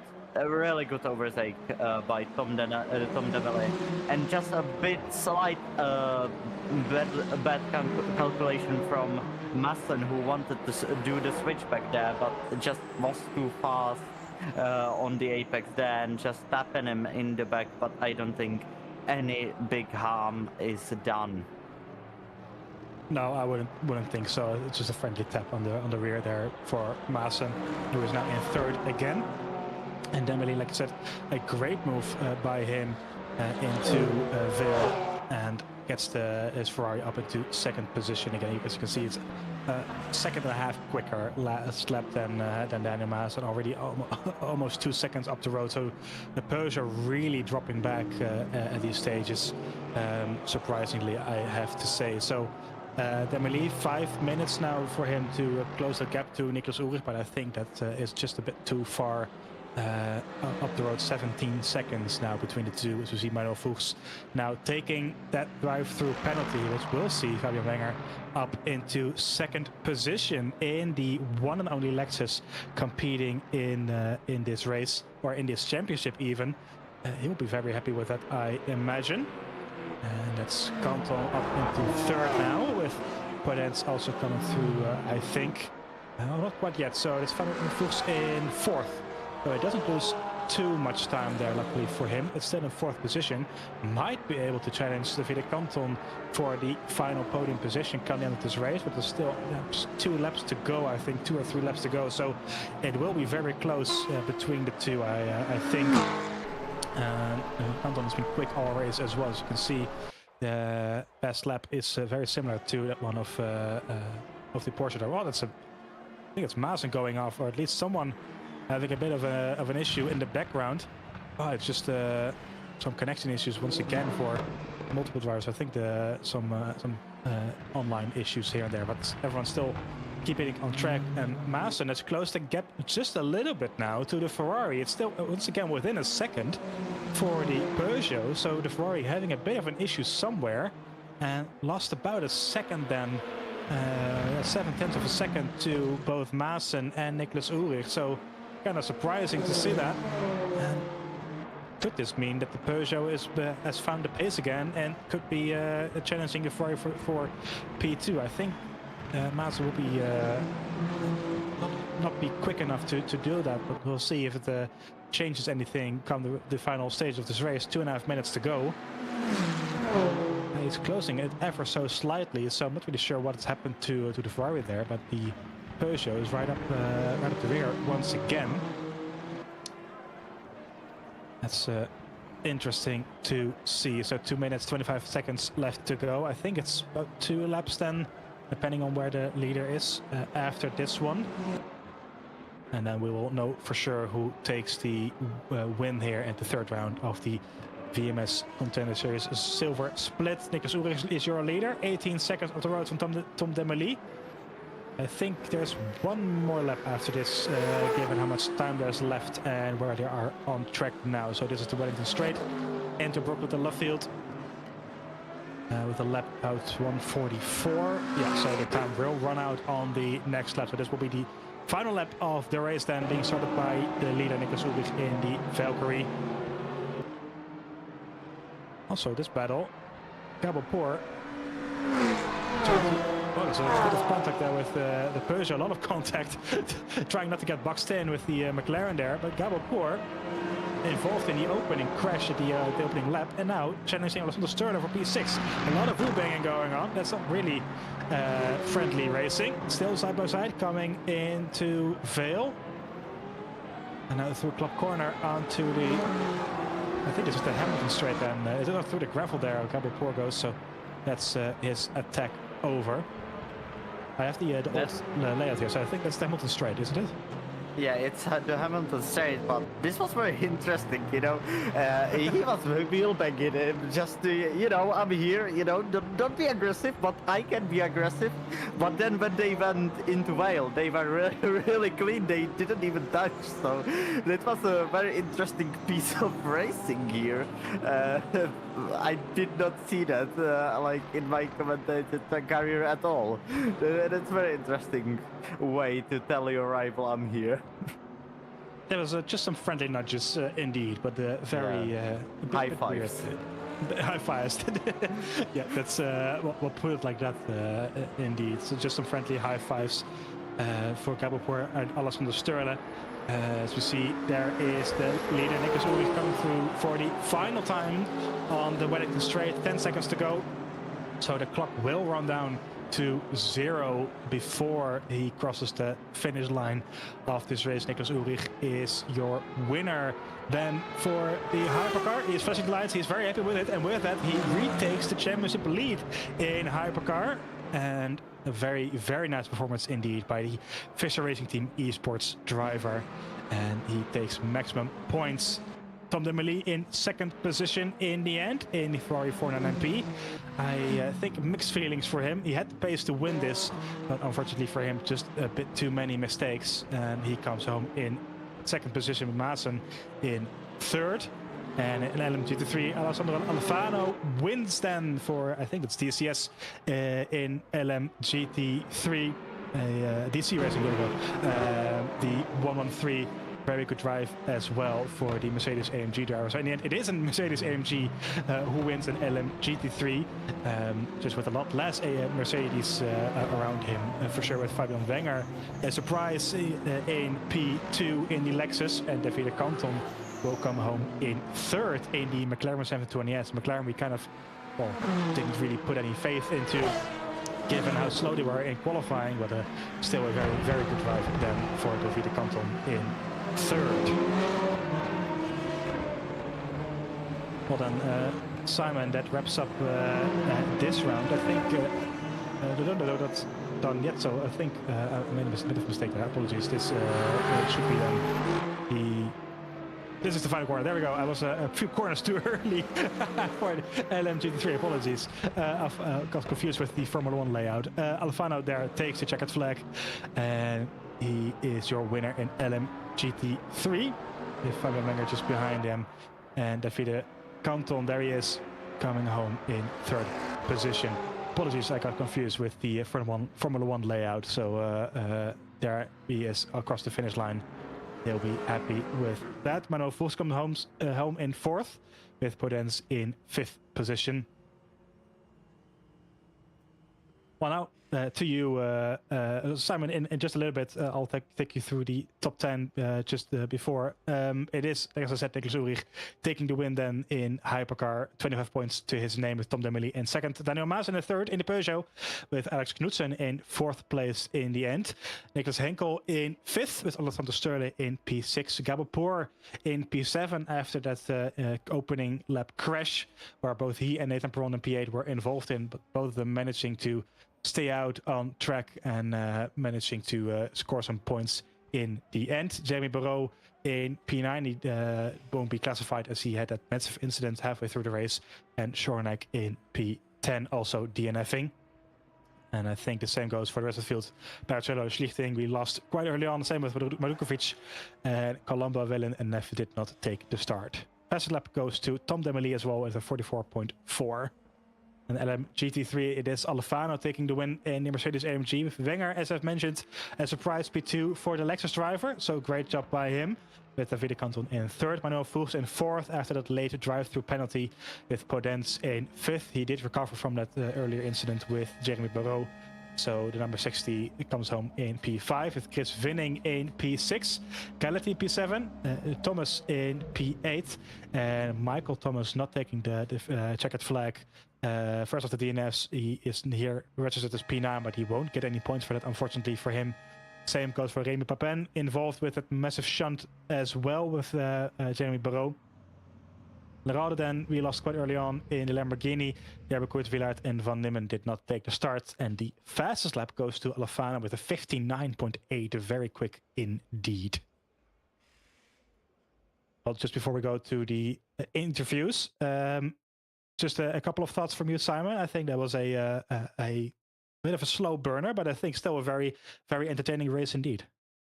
Yeah, definitely. You know, it's a Silverstone, so it really depended on the driver. As many times as I said that, I'm sorry, guys. You know, but it depended on the driver, on the skill, and yeah, definitely. So it's not like Monza, where you know you have few corners and then it's more about the car. This was definitely about the drivers. So we've seen what the drivers can do, definitely.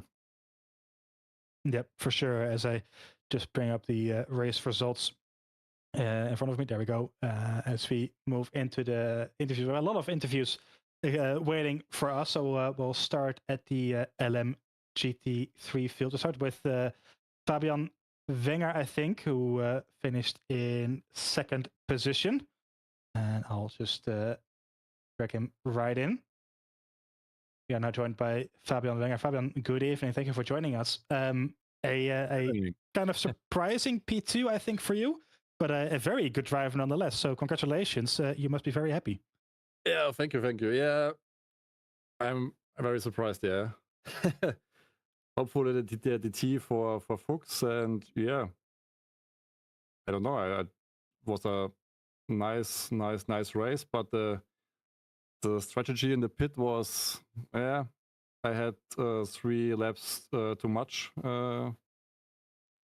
and so yeah, I could save 3 seconds in the pit, so it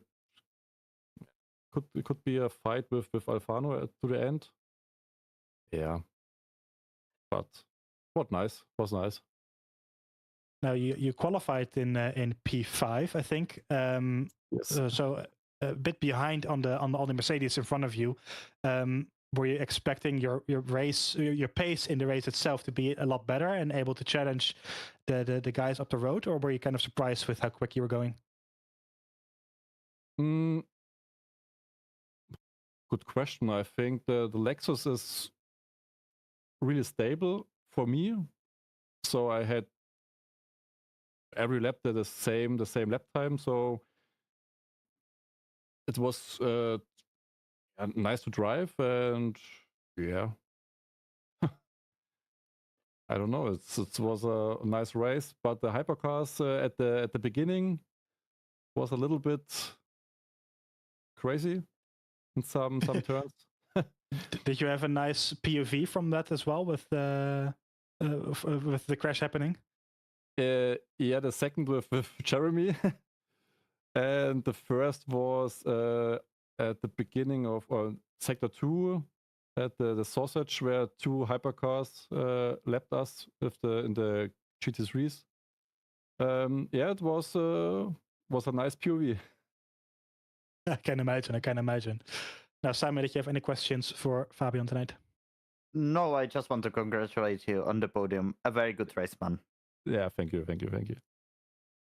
Well, thank you, Fabian, for joining us tonight in the commentary booth, and we'll see you in 2 weeks' time at Le Mans. So all the best for that race, and best of luck. Yeah, thank you. See you. Have a good evening. Yeah, thank you. You too. Bye.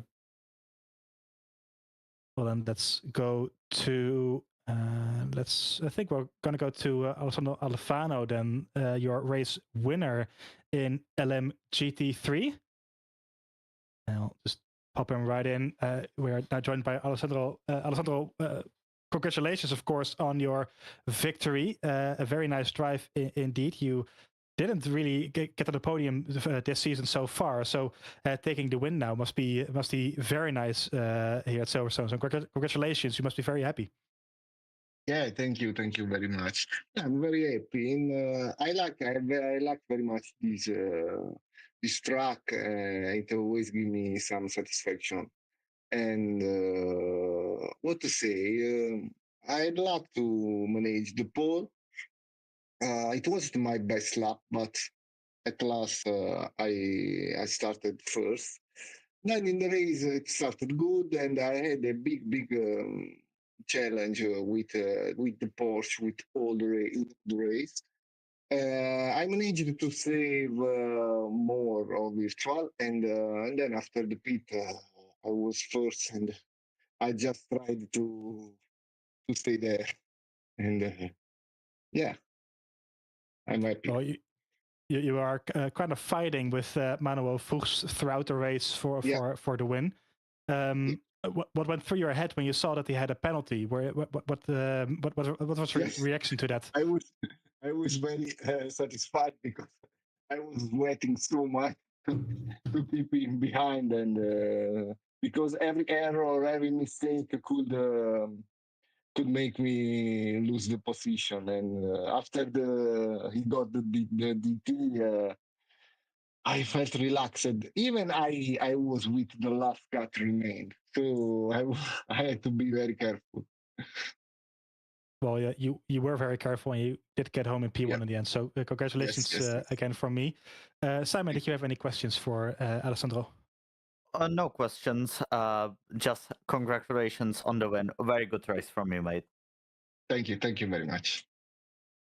Oh, congratulations again from both of us, and we'll see you in 2 weeks' time at Le Mans. So that should be a very fun race for you as well, I imagine.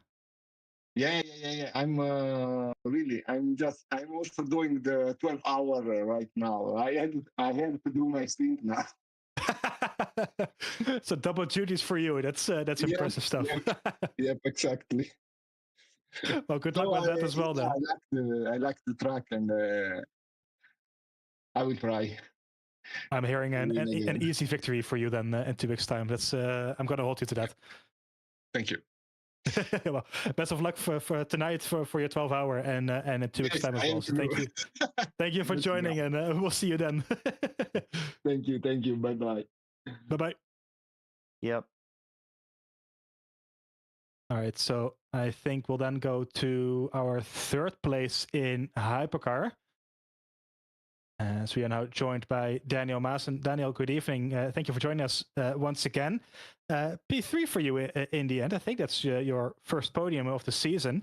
You must be very happy with that, or maybe a bit disappointed that there were some more places up the road for possible, or how are you feeling? I mean, I'm very happy with it. I'm excited. First podium in VMS, and it came in silver. I would have not expected that at all. So. Well, it's been a very impressive drive for you, from you at Silverstone here tonight.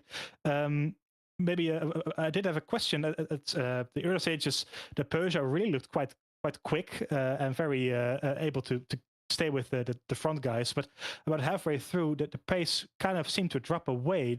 What did that have to do with the temperature? Were there any issues going on?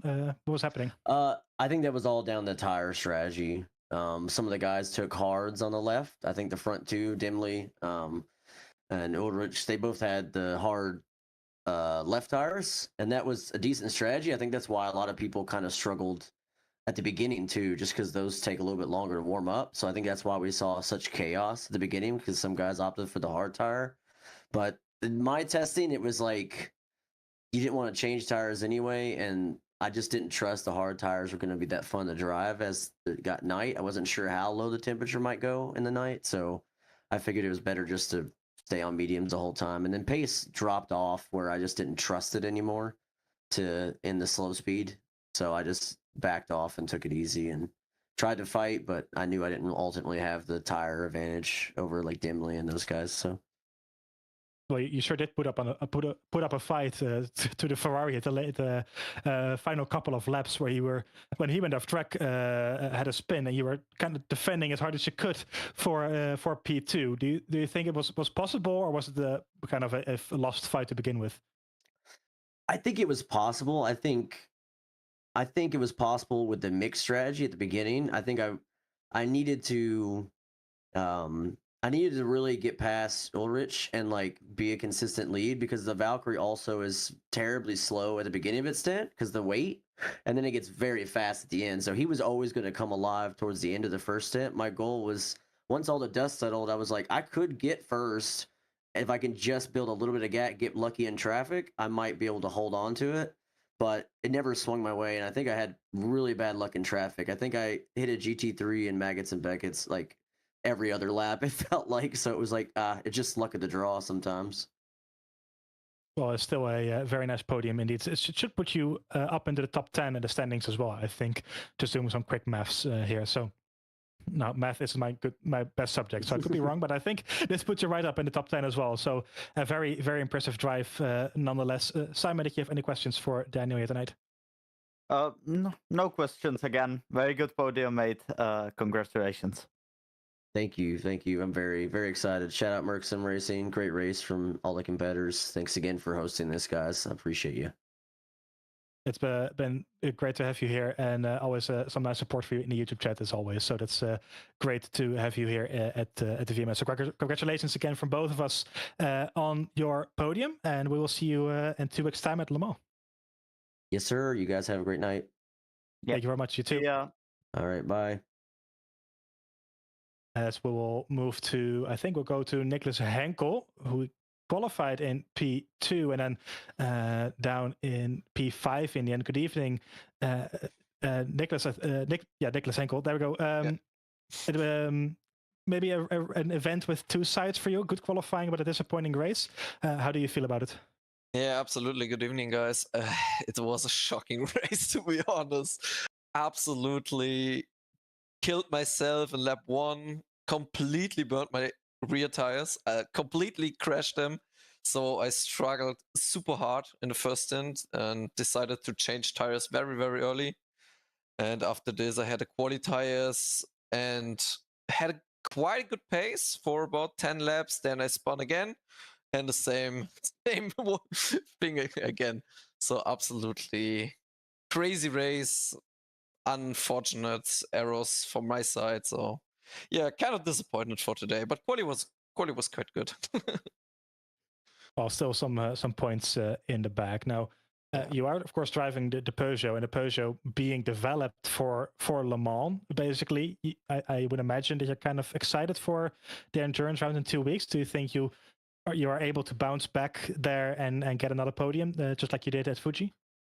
Yeah, hopefully. I think the Peugeot doesn't have the best top speed at the moment, kind of lacking a bit from the BOP there. But yeah, should be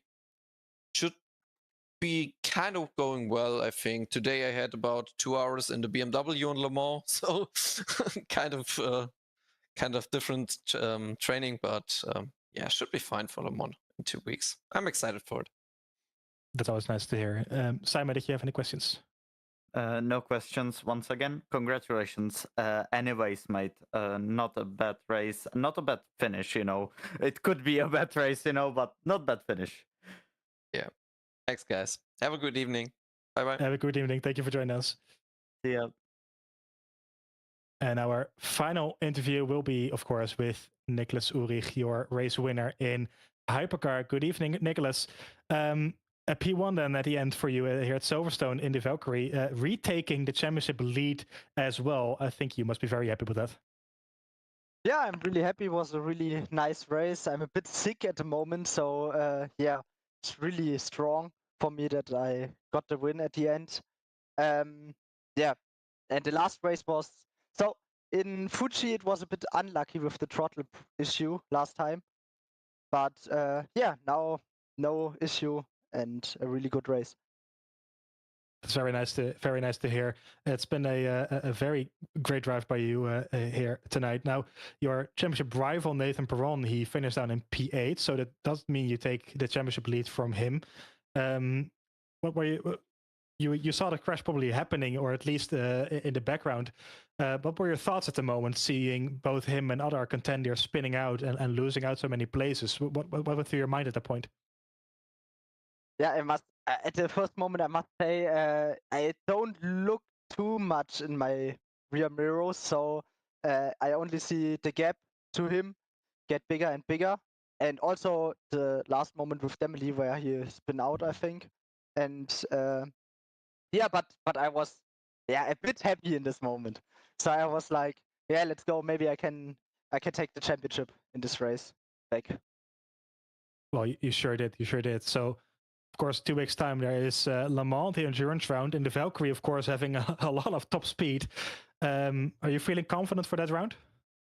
Yeah, I'm really confident because the new tire model I think is the best car for me for my driving style, and it was the right pick for me. So I'm confident that Le Mans will also be really strong. Great stuff. Great stuff. Simon, again, any questions from you? No questions again. Just congratulations on the win. Very good win. Thank you, guys. Well, Niclas, thank you very much for joining us here in the commentary booth. It's been an amazing drive by you here tonight at Silverstone, and hopefully you'll be able to match it at Le Mans in 2 weeks' time as well. So far, all the races that you have finished, you have won in this championship. So as long as you're able to keep it on the road, I think that bodes well for your chances. So hopefully we will see you in 2 weeks' time. And until then, at least, thank you very much for joining us here in the commentary booth. And congratulations again on your victory. Thanks. Have a nice day. And same to you. Have a great evening. And with that, we are going to close it all up here for tonight at the Virtual Motorsport Series. Simon, thank you very much for joining me once again in a commentary booth. I think that was a great little race that we had on our hands here tonight. Yeah, definitely not half bad. A lot of contact, lot of action. As I predicted on the start, call me the prediction goat or something like that. But yeah, not a half bad race. Definitely enjoyable. It was very enjoyable indeed. So with that, we are gonna round it up here for tonight. Thank you all very much back at home for joining us once again for the VMS Silver Split Contender Series here at the Virtual Motorsport Series. It's been a pleasure, as always, to host this event for you guys back at home. If you haven't already, please do drop a like and a subscribe and do all the things and whistles and things that the algorithm likes. It really does help us out. Thank you once again to Niclas Domino for broadcasting and pushing all the bells and buttons that needs to be done in order for you back at home to appreciate and are able to watch the show unfold. And with that, we're gonna round it up here. My name has been Sverre Kolman. Joining me has been Simon Muzik, and Niclas Domino is pushing the buttons. Thank you very much for watching here. We'll see you next time on Sunday at the Platinum Split. So make sure you join us for that with, I think that's, let me just triple check who is doing that. That's Nathan Richards and Chris Buxton, of course, the 2 veterans. You do not want to miss that one. The endurance round at Spa, of course, and a race well worth watching. So hopefully we'll see you then. Until next time, have a good night. Bye-bye. Bye-bye.